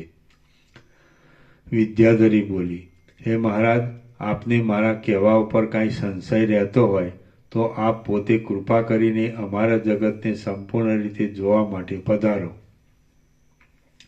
કેમ કે આપ જેવા મહાન પુરુષો આશ્ચર્યયુક્ત બાબત સાંભળવામાં આવે તો તે જોવામાં અતિ કૌતુકવાળા હોય છે. વિદ્યાધરીની એ વાતનો મેં સ્વીકાર કર્યો. અહીંથી પાછું વશિષ્ઠજીનું કહેવું શરૂ થાય છે એમ સમજવું. વિદ્યાધરીની એ વાતનો મેં સ્વીકાર કર્યો પછી જેમ પવનના ઝપાટાની સાથે સુગંધ ઉડે તેમ શૂન્ય રૂપધારી હું શૂન્ય રૂપધારીની તે વિદ્યાધરીની સાથે આકાશની અંદર ઉડવા લાગ્યો. આમ આકાશ સંબંધી શૂન્ય માર્ગમાં ઘણી છેટે ચાલ્યા ગયા પછી હું વિદ્યાધરીની સાથે આકાશની અંદર વસનારા દેવ આદિ પ્રાણીઓના સમૂહની પાસે જઈ પહોંચ્યો. ઘણે કાળે આકાશની અંદર દેવ આદિ પ્રાણીઓના સંચારવાળા માર્ગને ઓળંગીને હું ધોળા વાદળાવાળા લોકાલોક પર્વતના શિખર ઉપરના આકાશમાં જઈ પહોંચ્યો. પછી તેની ઉત્તર દિશાના પૂર્વ ભાગમાં રહેલા ચંદ્રમાના જેવા ધોળા વાદળાઓમાંથી નીચે ઉતરીને એ વિદ્યાધરી મને ઊંચી અને તપાવેલ સુવર્ણની બનાવેલી પોતાની શિલાની અંદર લઈ ગઈ. તે શિલા સુવર્ણની હતી અને અગ્નિના પ્રકાશ વડે બરોબર દેખવામાં આવે એવી મેરુ પર્વતની તળેટી જેવી દેદીપ્યમાન હતી. તે શુભ્ર શિલામાં હું ચોતરફ જોવા લાગ્યો તો વિદ્યાધરીએ વર્ણવી બતાવેલું જગત મારા જોવામાં આવ્યું નહીં. ત્યારે મેં રમણીય વિદ્યાધરીને પૂછ્યું કે તમારી સૃષ્ટિ કઈ જગ્યાએ રહેલી છે? તમે તેની અંદર વર્ણવેલા રુદ્ર, સૂર્ય, અગ્નિ, તારા આદિ ક્યાં છે? સાત લોકો પણ ક્યાં છે? સમુદ્ર, આકાશ અને દિશાઓ ક્યાં છે? પ્રાણીઓના જન્મ મરણ પણ ક્યાં થાય છે? તમે વર્ણવેલો વરસાદના મોટા વાદળાઓનો સમુદાય પણ ક્યાં છે? તારાઓ વગેરે રમણીયતાવાળો આકાશનો આડંબર પણ ક્યાં દેખાય છે? પર્વતોના શિખરોની પંક્તિઓ ક્યાં રહેલી છે? મહાસાગરો રૂપી રેખાઓ ક્યાં છે? સાત દ્વીપોની કુંડાળા જેવી ખાઈઓ ક્યાં રહી છે? તપાવેલ શુદ્ધ સોનાની જમીન પણ ક્યાં છે? કાર્ય અને કાળની કલ્પના પણ ક્યાં દેખાય છે? પ્રાણીઓની અને લોકોની ભ્રાંતિ પણ ક્યાં છે? વિદ્યાધરો અને ગંધર્વો પણ ક્યાં રહ્યા છે? મનુષ્યો, દેવતાઓ અને દાનવો પણ ક્યાં છે? ઋષિઓ, રાજાઓ અને મુનિઓ પણ ક્યાં છે? ન્યાય અન્યાયનો વ્યવહાર પણ ક્યાં છે? 5 પ્રહરની રાત્રિઓ પણ ક્યાં છે? અને સ્વર્ગ નરકની ભ્રાંતિ ક્યાં છે? પુણ્ય પાપની કલ્પના પણ ક્યાં છે? કળાઓ તથા કાળની ક્રીડા પણ અહીં ક્યાં છે? દેવદાનવોના વેરો પણ ક્યાં છે? અને દ્વેષની તથા સ્નેહની રીતિ પણ અહીં ક્યાં દેખાય છે? હું જ્યારે ઉપર પ્રમાણે કહેવા લાગ્યો ત્યારે ભ્રમર જેવા સુંદર નેત્રવાળી એ વિદ્યાધરીએ શિલા તરફ વિસ્મયથી ચપળ થયેલી દ્રષ્ટિ કરીને મને નીચે પ્રમાણે કહ્યું. વિદ્યાધરી બોલી, આ શિલાની અંદર દેવ, મનુષ્ય, અસુરાદિ જે કોઈ પ્રાણી મારા જોવામાં આવે છે તે સર્વ જોવામાં આવતા નગરોથી વિલક્ષણ છે. તેઓ અરીસામાં પ્રતિબિંબરૂપ રહેલા નગરોની પેઠે મને આભાસ રૂપે દેખાય છે. હે મહારાજ, એ સર્વ મારા જોવામાં આવે છે તેનું કારણ મારો પોતાનો નિત્યનો અનુભવ છે. આપને એ સર્વ નથી દેખાતું તેનું કારણ નિત્યના અનુભવનો આપને અભાવ હોવો એ જ છે. વળી ઘણા કાળ સુધી આપણી આ દ્વૈત સંબંધી કથા ચાલવાથી આપણે બંને પોતાનો કેવળ મનોમાત્ર એવો શુદ્ધ આતિવાહિક દેહ ભૂલી ગયેલા છીએ. મને પોતાને ઘણા કાળના અભ્યાસને લીધે અનુભવમાં આવેલું મારું પોતાનું જગત પણ હવે નષ્ટ જ થઈ ગયું છે. કેમ કે હું હવે આકાશની લતાની પેઠે સ્ફુટ રીતે તેને મનોમાત્ર સમજવાથી દેખતી નથી. જે મારું પોતાનું જગત પ્રથમ મને અતિ પ્રકટ રૂપે જોવામાં આવતું હતું તેને હમણાં હું અરીસામાં કેમ જાણે તે પ્રતિબિંબિત થઈ રહ્યું હોય એમ આભાસ માત્ર અને અસ્પષ્ટ રૂપ જ જોઉં છું. હે મહારાજ, ઘણા કાળ સુધી પરસ્પર વ્યર્થ ચાલેલી આ કથારૂપી વ્યથાથી આપણે આપણું અત્યંત શુદ્ધ રૂપે સર્વત્ર પ્રસરી રહેલું શુદ્ધ આતિવાહિક સ્વરૂપ ભૂલી ગયા છીએ. એ શુદ્ધ ચિદાકાશની અંદર વાસનાને લીધે જેવો દ્રઢ સંસ્કાર જાગ્રત થઈ પ્રકાશ પામે છે તેવું જ ચિત્ત પણ થઈ જતું દેખાય છે. આ વાત ઠેઠ બાળકથી માંડી સર્વના અનુભવમાં આવે છે. તમે એમ જ સમજો કે શુભ શાસ્ત્ર દ્રષ્ટિ વડે જોતા અને શ્રેષ્ઠ ન્યાયની રીતિ વડે વિચાર કરતા એવું કશું પણ નથી કે જે અમિત એટલે અહર્નિશ થયા કરતાં અમાપ ઉદ્યોગવાળા અભ્યાસ વડે સિદ્ધ ન થાય. હું મારા પોતાના મન વડે રચાયેલા જગતના અવલોકનના અભ્યાસમાં નિરંતર ગૂંથાઈને તેને અધીન થઈ ગઈ હતી, પણ આ તમારી કથારૂપી ભ્રાંતિમાં મારું મન રોકાયાથી હમણાં વળી હું પરાધીન થઈ ગઈ છું, કેમ કે હમણાં તે જ બળવાન છે. ગમે તે બે વિષય હોય, પણ તેમાં જે બળવાન હોય તે જ જય મેળવે છે. હે મહારાજ, જેઓ ઈષ્ટ વસ્તુ મેળવવા ઈચ્છે છે તેમણે તો વિદ્વાનોએ ઉપદેશેલા માર્ગને અનુસરી પ્રવૃત્તિને વળગી રહેવું જોઈએ. તે વિના તેમને માટે બીજો માર્ગ નથી. આ પ્રૌઢ અહંકારરૂપી અજ્ઞાનનો ભ્રમ આવી રીતે જ્ઞાન ચર્ચા કરવાથી શાંત થઈ જાય છે. અહો, અભ્યાસનો કેવો પ્રભાવ છે એ તમે જુઓ. હું આપની શિષ્યા જેવી છું, અબળા છું અને બાળક છું, પણ હું શિલાની અંદર સૃષ્ટિને દેખું છું. ત્યારે આપ સર્વજ્ઞ છો, છતાં એ શિલાની અંદરની સૃષ્ટિને નથી જોઈ શકતા. અભ્યાસનો એ અદ્ભુત પ્રભાવ આપે જોવાનો છે. સાવ અજ્ઞાની હોય તે પણ ધીરે ધીરે અભ્યાસ વડે મહાજ્ઞાનવાન બની જાય છે. ધીરે ધીરે અભ્યાસ કરવાથી પર્વત પણ ભૂકે ભૂકા થઈ જાય છે, અને અભ્યાસને લીધે બાણ મહાસૂક્ષ્મ નિશાન ઉપર બરાબર પડે છે. એ સગળો અભ્યાસનો પ્રભાવ છે એમ આપ સમજો.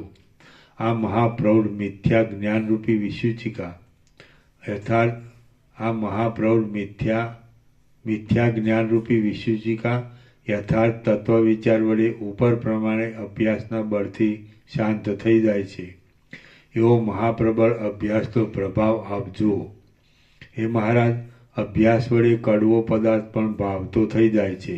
દાખલા તરીકે કોઈને અભ્યાસને લીધે લીમડો જ રૂચે છે, અને કોઈકને અભ્યાસ બળથી મધ જ રુચિકારી થાય છે. નિરંતર પાસે રહેવાના અભ્યાસના યોગથી મમતા બંધાઈ જતા જે બંધુ ન હોય તે પણ બંધુ તુલ્ય થઈ જાય છે, અને જેઓ પરસ્પર બંધુરૂપ હોય તે પણ દૂર થતા સહવાસનો અભ્યાસ ન હોવાથી અલ્પ સ્નેહવાળા થઈ જાય છે. આ આતિવાહિક દેહ કેવળ શુદ્ધ ચિદાકાશ રૂપ છે, તો પણ નિરંતર તેવી ભાવનાના યોગથી તે આધિભૌતિકપણાને પ્રાપ્ત થઈ જાય છે. આ આધિભૌતિક દેહ સ્થૂળ દેહરૂપે ઓળખાય છે, પણ ધારણાના અભ્યાસના બળથી તે પક્ષીની પેઠે આકાશની અંદર ઉડે છે. એ અભ્યાસનો પ્રભાવ આપ જુઓ. હજી કોઈ તેવા અપરાધના યોગથી પુણ્ય નિષ્ફળ થઈ જાય છે. માતૃગણ આદિ દેવની ઉપાસના પણ કદીક નિષ્ફળતાને પ્રાપ્ત થાય છે, અને ધન પણ કદાચિત વિફળ થઈ જાય છે, પરંતુ કરેલો અભ્યાસ કદી પણ નિષ્ફળ થતો જ નથી. નિરંતરના અભ્યાસના યોગથી દુસ્સાધ્ય કાર્યો પણ સિદ્ધ થાય છે. શત્રુઓ મિત્રભાવને પ્રાપ્ત થાય છે, અને ઝેર પણ અમૃત થઈ જાય છે. જે પુરુષે પોતાની ઈચ્છિત વસ્તુ મેળવવાના અભ્યાસનો ત્યાગ કર્યો છે એ પુરુષ ખરેખરો અધમ જ છે. વાંઝણી સ્ત્રી જેમ પોતાના પુત્રને કોઈ દિવસ મેળવી શકતી નથી, તેમ એ પુરુષ પણ પોતાની ઈષ્ટ વસ્તુને કોઈ દિવસ મેળવી શકતો નથી. ધન, સ્ત્રી, પુત્ર, મિત્ર આદિ વસ્તુઓ હજારો પ્રયત્નો વડે મેળવવામાં આવે છે. તેનો પણ પ્રખર વૈરાગ્ય થતા સુધી સહસા ત્યાગ કરવાનો નથી. પણ પુરુષો જેમ મનગમતા જીવનને મૃત્યુ આવે ત્યાં સુધી ધારણ કરી ક્રમે કરીને યોગપૂર્વક છોડી દેશે, તેમ ક્રમે કરીને વિવેકી પુરુષે પણ વૈરાગ્યના ક્રમ પ્રમાણે અંતઃકરણથી વ્યવહારિક અભિષ્ટ વસ્તુમાંથી યુક્તિપૂર્વક આસક્તિ છોડી દેવી. જે અધમ નર પોતાની ઈષ્ટ વસ્તુ મેળવવામાં અભ્યાસ નથી કરતો, તે એક અનિષ્ટમાંથી બીજા અનિષ્ટને પ્રાપ્ત થાય છે, અને એક નરકમાંથી બીજા નરકમાં જાય છે. સંસારને અસારરૂપ બતાવી આપનારા વિવેકને સેવનારા જે વિવેકી પુરુષો આત્મવિચારરૂપી અભ્યાસને છોડતા નથી, તેઓ જ આ માયારૂપી વિશાળ નદીને તરી જાય છે. જેમ દીવાની કાંતિ ઘડાને પ્રકટ રૂપે દેખાડી આપે છે, તેમ અભ્યાસરૂપી પ્રકાશ પણ અભિષ્ટ વસ્તુને નિર્વિઘ્નપણે સારી રીતે પ્રકટ રૂપે દેખાડી આપે છે, અને તે પ્રાપ્ત કરી દે છે.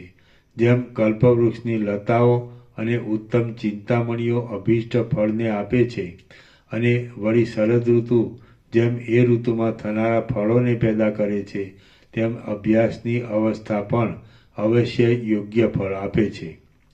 પરમ પ્રેમના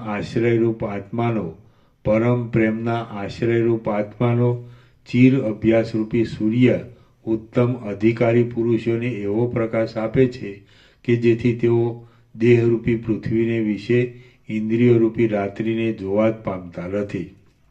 સર્વ મનુષ્ય માત્રને સર્વ વસ્તુની પ્રાપ્તિ થવામાં સદાકાળ એક ઉન્નત અભ્યાસરૂપી સૂર્ય જય આપે છે.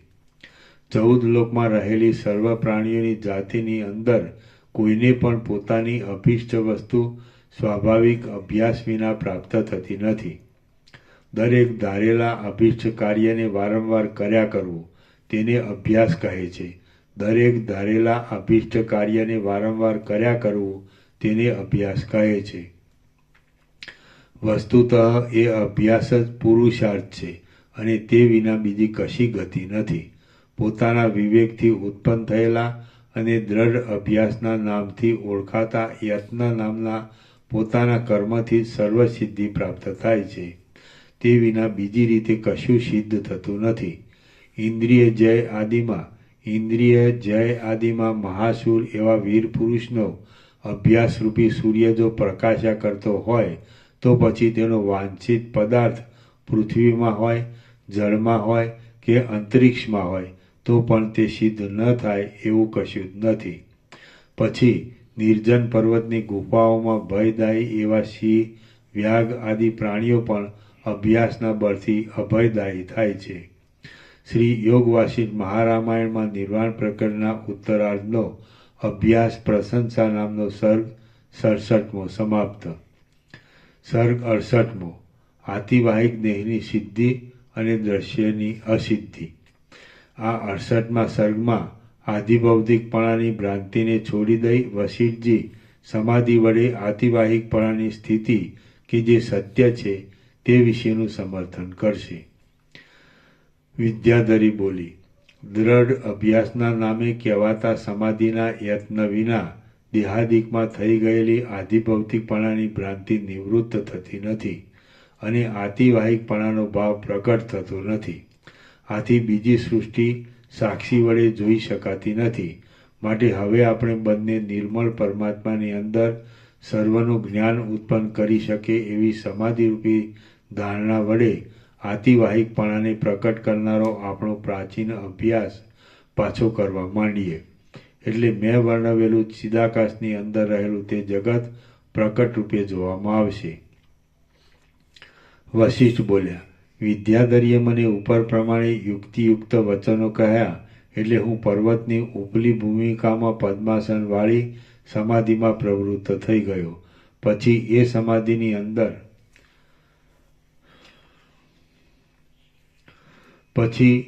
સમાધિની અંદર સર્વ બાહ્ય વસ્તુ માત્ર સંબંધી સંકલ્પનો ત્યાગ કરી મેં એકાંત પ્રદેશમાં એક કેવળ ચૈતન્યની ભાવના કરી. તેમજ પ્રથમ ચાલેલા કથા પ્રસંગ સંબંધી સંકલ્પરૂપી મેલને પણ છોડી દીધો. જેમ શરદ ઋતુનો સમય આવી જતાં આકાશ નિર્મળ થઈ જાય છે, તેમ હું ચિદાકાશરૂપ થઈ જઈ પરબ્રહ્મ ભાવને પામ્યો. પછી હું ચિત્તને સત્ય પરમ તત્વમાં જ એકાગ્ર કરીને સમાધિનો ગાઢ અભ્યાસ કરવા લાગ્યો. એટલે દેહમાં થયેલી મારી આધિભૌતિકપણાની ભ્રાંતિ જતી જ રહી. તે વખતે જાણે ઉદય તથા અસ્તથી રહિત અને સ્વયંપ્રકાશ એવી વિશુદ્ધ ચિદાકાશની સ્થિતિ ઉદય પામી હોય એમ જણાયું. પછી હું મારા પોતાના સાક્ષી ચૈતન્યના શુદ્ધ પ્રકાશમય તેજ વડે જોવા લાગ્યો તો વસ્તુતઃ ત્યાં આકાશ કે શિલા એ કશું પણ દેખાયું નહીં, પણ એ બધું પરબ્રહ્મ દેખાયું. પરમાર્થ રૂપ અને સદા એક રસરૂપ એવું સ્વચ્છ પરમ તત્વ જ તેવા આકારે કેમ જાણે થઈ રહ્યું હોય એમ દેખાય છે. પરમ તત્વરૂપ મારો આત્મા જ શિલાની તેવી ભાવનાના બળથી શિલા રૂપે મને દેખાયો. જેમ સ્વપ્નની અંદર કોઈ ઘરમાં રહેલી મોટી શિલા જોવામાં આવે છે, પણ તે ચિદાત્માનો વિવર્ત હોવાથી ચિદાત્મા રૂપ જ છે, તેમજ મને આકાશની અંદર દેખાયેલી એ શિલા પણ શુદ્ધ ચિદાકાશ રૂપ જ હતી. કોઈ પુરુષ સ્વપ્નમાં હોવા છતાં કેવળ અજ્ઞાનને લીધે પોતાને જાગ્રત માને અને સ્વપ્નમાં બીજા કોઈ પુરુષને દેખે એ આભાસ માત્ર અને આત્માના વિવત રૂપ જ છે. તે જ પ્રમાણે આભાસ રૂપ અને આત્માના વિવત રૂપ એ શિલાનું સ્વરૂપ મને જણાયું. જેમ સ્વપ્ન અવસ્થામાં પોતાનું મનોમય શરીર ખડું થઈ જઈ તેનું માથું કપાઈ ગયાની પ્રતીતિ હોય છે, એવા ભ્રાંત અને પ્રાતિભાષિક પુરુષો જ આ સંસારની અંદર રહેલા છે. તેઓ જ્ઞાન પ્રાપ્તિનો કાળ આવ્યા વિના શું કરી શકે? મહામોહવાળા પુરુષોને પણ કાળે કરી જ્ઞાનનો ઉદય થાય છે, કેમ કે છેવટ વિચારી જોતા બ્રહ્મતત્વ વિના બીજું કશું પણ અક્ષય નથી. માટે જે શિલા મારા જોવામાં આવી હતી તે ચૈતન્ય સ્વરૂપે સર્વત્ર ભરપૂર થઈ રહેલું એક શુદ્ધ ચિદાકાશ જ શિલાને આકારે થયેલું મારા જોવામાં આવ્યું હતું. બાકી તેમાંનું પૃથ્વી આદિ કશું પણ સત્ય ન હતું. સર્વ પદાર્થ માત્રનું મહાપ્રલયમાં જે પારમાર્થિક શુદ્ધ સ્વરૂપ અવશેષ રહે છે તે તત્વવેત્તા પુરુષોના મનના એકાગ્રપણા વડે અનુભવમાં આવે એવું છે. બ્રહ્મનું જે શુદ્ધ ચૈતન્યમય રૂપ છે તે સર્વ પ્રાણી માત્રનું પારમાર્થિક સ્વરૂપ છે. અવિવેકી પુરુષો તેને જગતના આકારે કહે છે અને મનોરાજ્ય તથા સંકલ્પ પણ તે જ કહેવાય છે. બ્રહ્મ માયાના સંબંધી સબલ બ્રહ્મ કહેવાય છે. તેની અંદર જગત સંબંધી સંસ્કારો વડે રંગાઈ રહેલો જે ચિદાત્માનો અંશ છે તે આતિવાહિક દેહરૂપ છે, પણ પરમાર્થ દ્રષ્ટિથી જોઈએ તો તે પણ પરબ્રહ્મ જ છે. આ જે કંઈ પ્રત્યક્ષ રૂપે દેખાય છે તે પણ ચિદાત્માનો અનાદિકાળથી ચાલ્યો આવતો એક જાતનો વિવર્ત છે. વસ્તુતઃ તે પરમ તત્વરૂપ જ છે અને ચિદાભાસરૂપ જીવનું જે હિરણ્યગર્ભને નામે કહેવાતું સમષ્ટિરૂપ એ તેનું આતિવાહિક પ્રથમ શરીર છે. અશુદ્ધ બુદ્ધિથી જ્યારે સમષ્ટિ ભાવ વિસરાઈ જાય છે ત્યારે તે વ્યષ્ટિરૂપ થઈને સર્વ મનુષ્યોની પ્રતીતિમાં આવે છે અને તે મન કહેવાય છે. ચિદાત્માનું પોતાનું શુદ્ધ સ્વરૂપ જ અવિદ્યા વડે ભ્રાંતિને લીધે મન, જગત ઇત્યાદિને આકારે થઈ રહેલું ભાસે છે.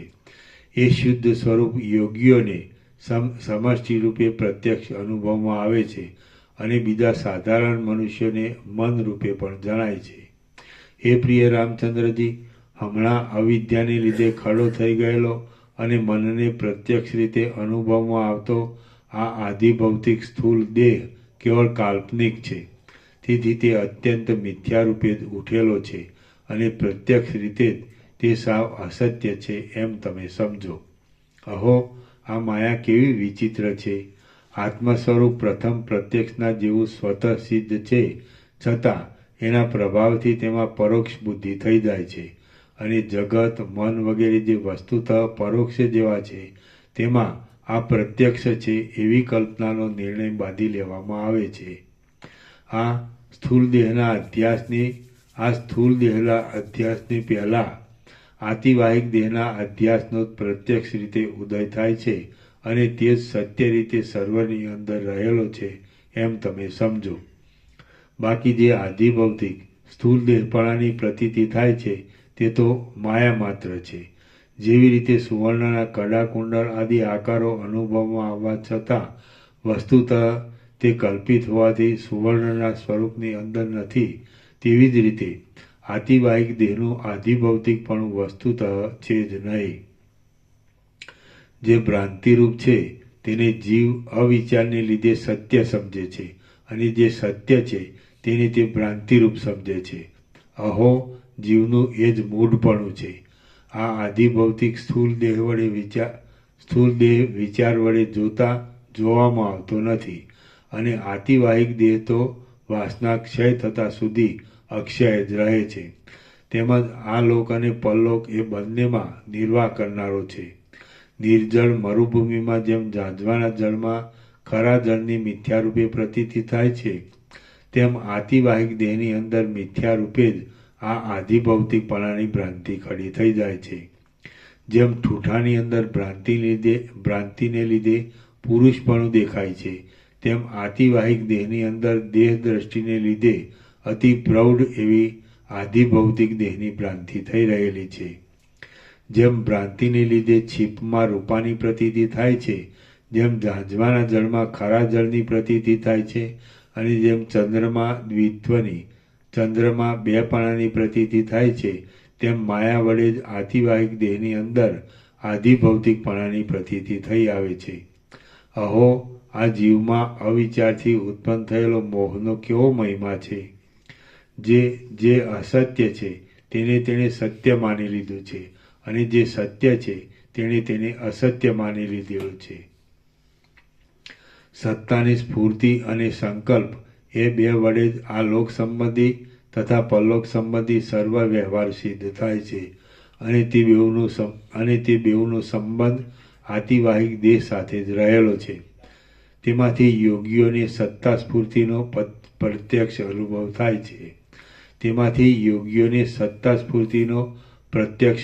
થાય છે. સંકલ્પ એ એક જાતનું મનનું સ્ફુરણ છે, અને તે પણ કંઈક અનિર્વચનીય રૂપે તેને અનુભવમાં આવે છે, પરંતુ તેની સિદ્ધિ યોગીઓને પ્રત્યક્ષ રૂપે અનુભવમાં આવનારી સત્તા સ્ફૂર્તિને આધીન હોવાથી તે મિથ્યા છે. જે પુરુષ સર્વના આદિ કારણરૂપ અને યોગીઓની પ્રત્યક્ષ અનુભવમાં આવનારી એ શુદ્ધ પારમાર્થિક સત્તાને છોડી દઈ તે આ મિથ્યારૂપે દેખાતા પ્રત્યક્ષ પ્રપંચમાં સ્થિતિ રાખે છે, ઝાંઝવાના જળનું પાન કરી સુખે બેઠો છે એમ સમજવું. જેને સર્વસાધારણ મનુષ્ય સુખ માને છે તેનો ક્ષણ માત્રમાં નાશ થઈ જાય છે. આ વાત અનુભવ સિદ્ધ છે. આથી એ માની લીધેલું સુખ કેવળ દુઃખરૂપ જ છે એમ તત્વવેત્તાઓ કહે છે. પરંતુ સ્વભાવથી જ સિદ્ધ, અનાદિ અને અનંત એવું જે ખરું પારમાર્થિક આત્મીય સુખ છે તે જ સુખ છે એમ વિવેકી પુરુષો સમજે છે.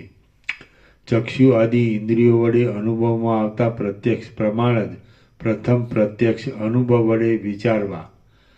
ચક્ષુ આદિ ઇન્દ્રિયો વડે અનુભવમાં આવતા પ્રત્યક્ષ પ્રમાણ જ પ્રથમ પ્રત્યક્ષ અનુભવ વડે વિચારવા. જે સર્વના આદિરૂપ ચૈતન્ય તત્વ છે તે જ સત્ય છે, અને યોગ આદિ વડે શુદ્ધ ચિત્તવાળા વિવેકીઓને તે પ્રત્યક્ષ જ છે. માટે તે વડે આ ઇન્દ્રિયો દ્વારા જે કાંઈ પ્રત્યક્ષ દેખાય છે તે વિશે અનુભવ કરવો. ત્રણેય લોકનો અનુભવ કરાવનાર પ્રત્યક્ષ ચૈતન્ય તત્વને છોડી દઈ જે પુરુષ આ લોક સંબંધી માયામય પ્રત્યક્ષને જ કેવળ વળગી રહે છે તેના જેવો આ જગતમાં બીજો કોઈ અતિ મૂર્ખ નથી. ત્રણેય લોકનો અનુભવ કરાવનાર પ્રત્યક્ષ ચૈતન્ય તત્વને છોડી દઈ જે પુરુષ આ લોક સંબંધી માયામય પ્રત્યક્ષને જ કેવળ વળગી રહે છે તેના જેવો આ જગતમાં બીજો કોઈ અતિ મૂર્ખ નથી. આ સર્વ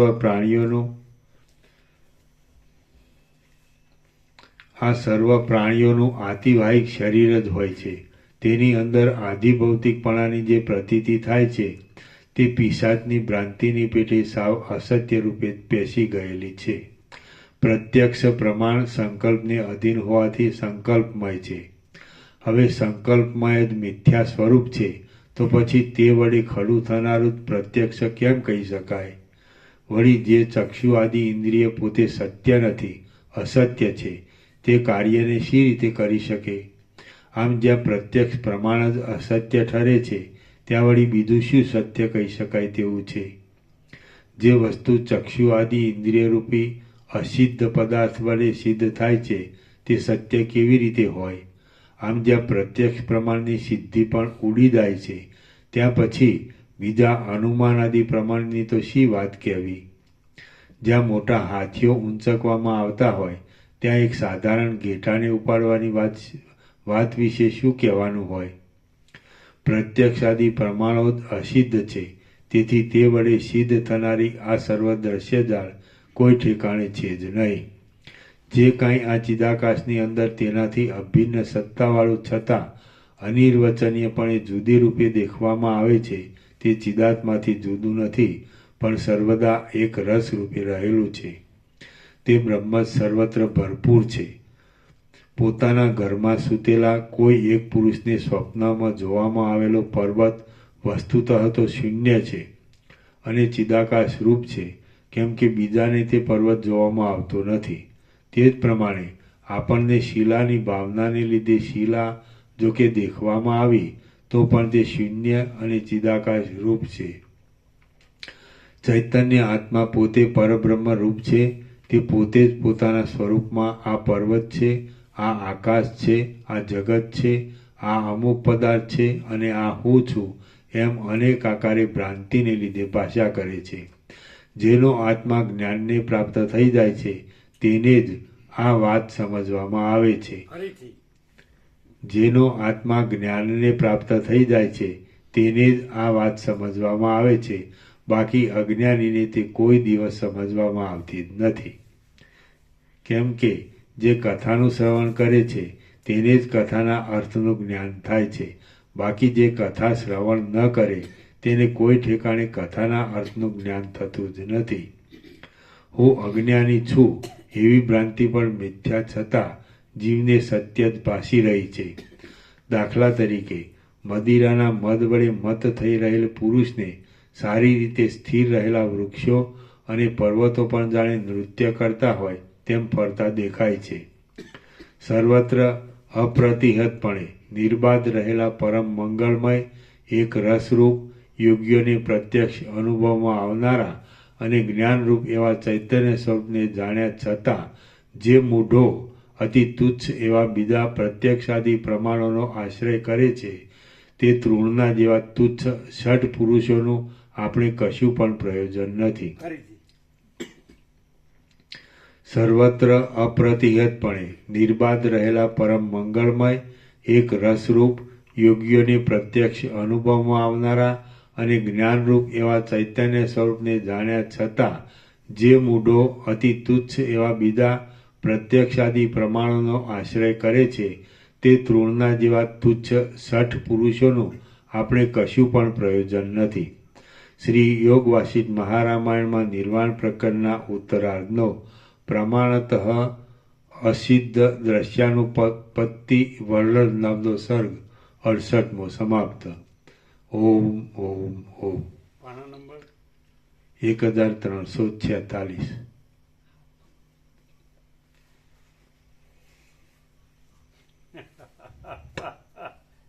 પ્રસાદ આપો.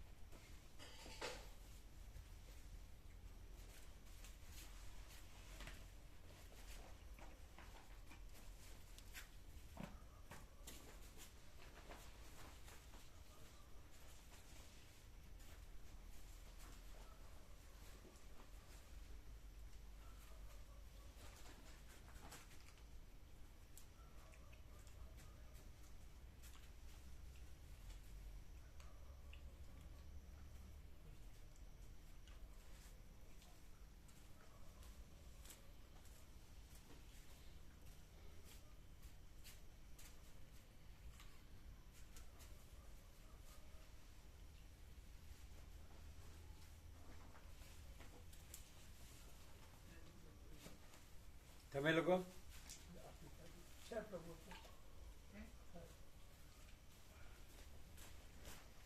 તમે લેજો બધાય.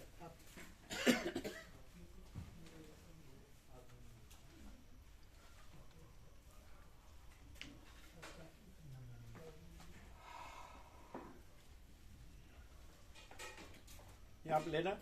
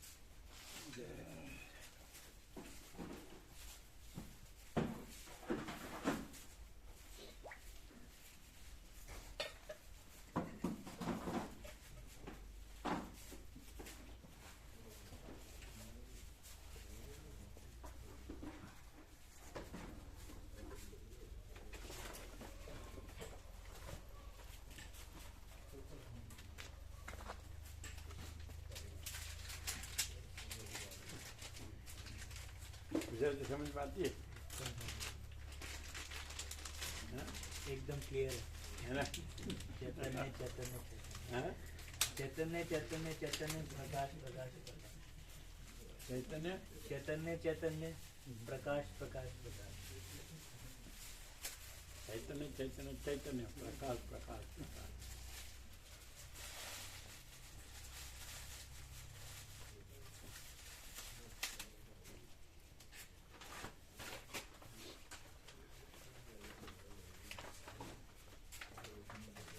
ફોન લગાવજો સુશીલ પ્રભુને આવે છે બધા.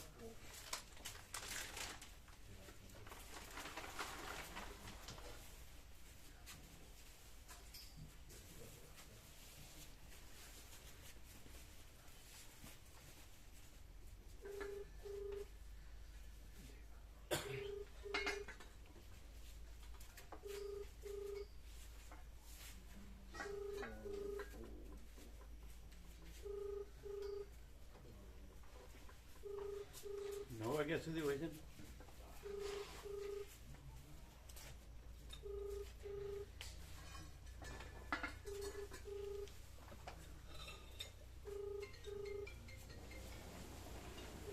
તમે જે વ્યક્તિને કોલ કરી રહ્યા છો તે જવાબ આપી રહ્યા નથી. કૃપા કરી પછીથી પ્રયત્ન કરો.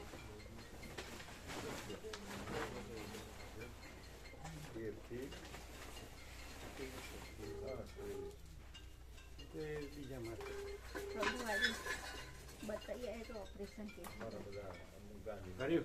मैं खरी नहीं करावने के અચ્છા ક્યાં આગળ અનુભવી છે ને अहमदाबाद બધા કરાવતા હોય છે. આ ગોવા પ્રવણ કરેલી જ છે, ઘણા કરાવે છે. તમારા આશીર્વાદ. આજે બીજામાં કઈ વ્યસ્ત છે. ના આજે હશે ને શનિવારે બહુ ભાવિકો હશે. એમ તો મામા પ્રવણ લાગે.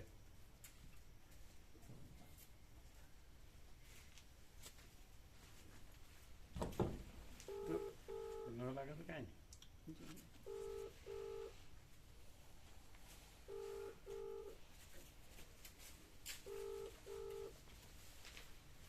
ચૈતન્ય ચૈતન્ય ચૈતન્ય પ્રકાશ પ્રકાશ પ્રકાશ બ્રહ્મ કૃપા હે કેવલમ આનંદ મંગળ ઓમ ઓમ ઓમ. કેમ છે એમ કેવું એકદમ સરસ. 70 બરાબર સરસ સરસ આવે છે ને.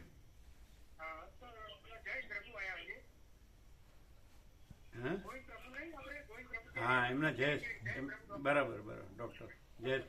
હા હા ના ના ભાવિકોને પણ પ્રકાશ થાય છે ને.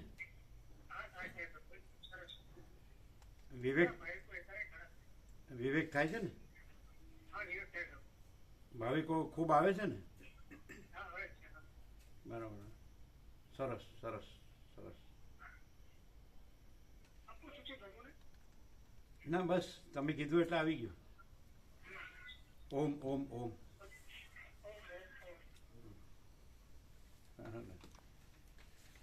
તમારા બધા ખૂબ મિત્રો આભાર. જવાના પ્રભુ. હે કાલે ગાંધીનગર થી બધા જે શિક્ષક મિત્રો છે ને ત્યાં ફેરમાં જવાના છે એમને મેં આ મોકલ્યું એમને વોટ્સઅપમાં કે અમે મુલાકાત લઈએ. આજે ખૂબ ભાવિકો આવે છે. હા આ તો જે સાચો પ્રકાશ છે એ તો છે જ ને. અનંત ચૈતન્ય પ્રકાશ, અનંત ચૈતન્ય શાંતિ. તો તમે આ સાંભળો છો અને જે આ બધું જે હમણાં કીધું ઇન્દ્રિયોનું પ્રત્યક્ષ અને આ ચૈતન્ય પ્રત્યક્ષ, તો આમ ખબર પડે ખરી.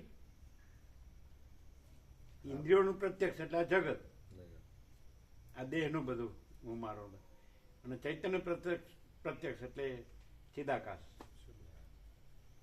તો આમ ખબર પડે ખરી.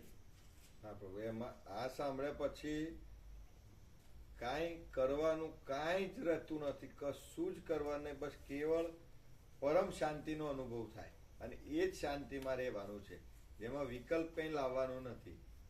તો એ શાંતિનો અનુભવ થાય છે જે શબ્દોમાં વર્ણવી ન શકાય. અને બીજે બધે છે એમાં કંઈક ને કંઈક કરવાનું થાય, સંકલ્પ વિકલ્પ વાળું રહે છે.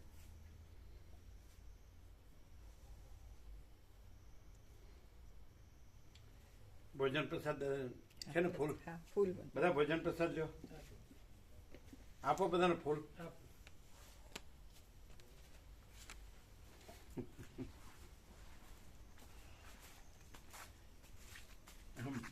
ચોખ્ખે ચોખ્ખું એમ હે. અક્ષરે અક્ષર ચૈતન્ય પ્રકાશ છે, અનંત ચૈતન્ય પ્રકાશ, અનંત ચૈતન્ય શાંતિ, પ્રત્યક્ષ.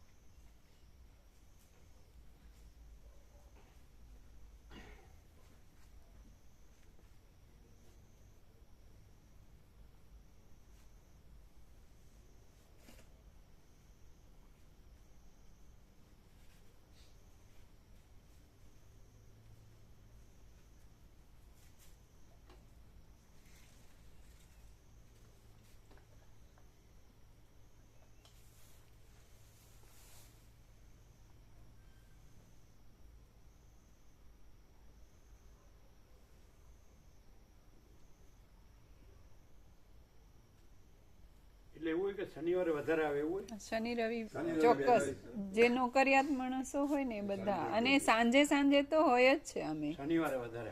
શનિ અને રવિ.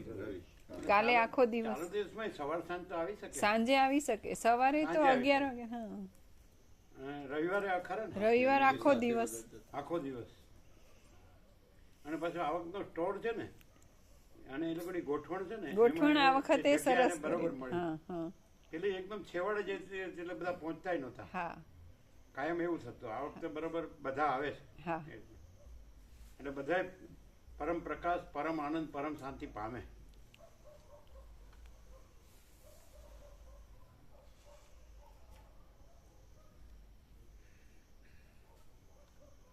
બધા ફૂલ પ્રસાદ લ્યો. હા, હા.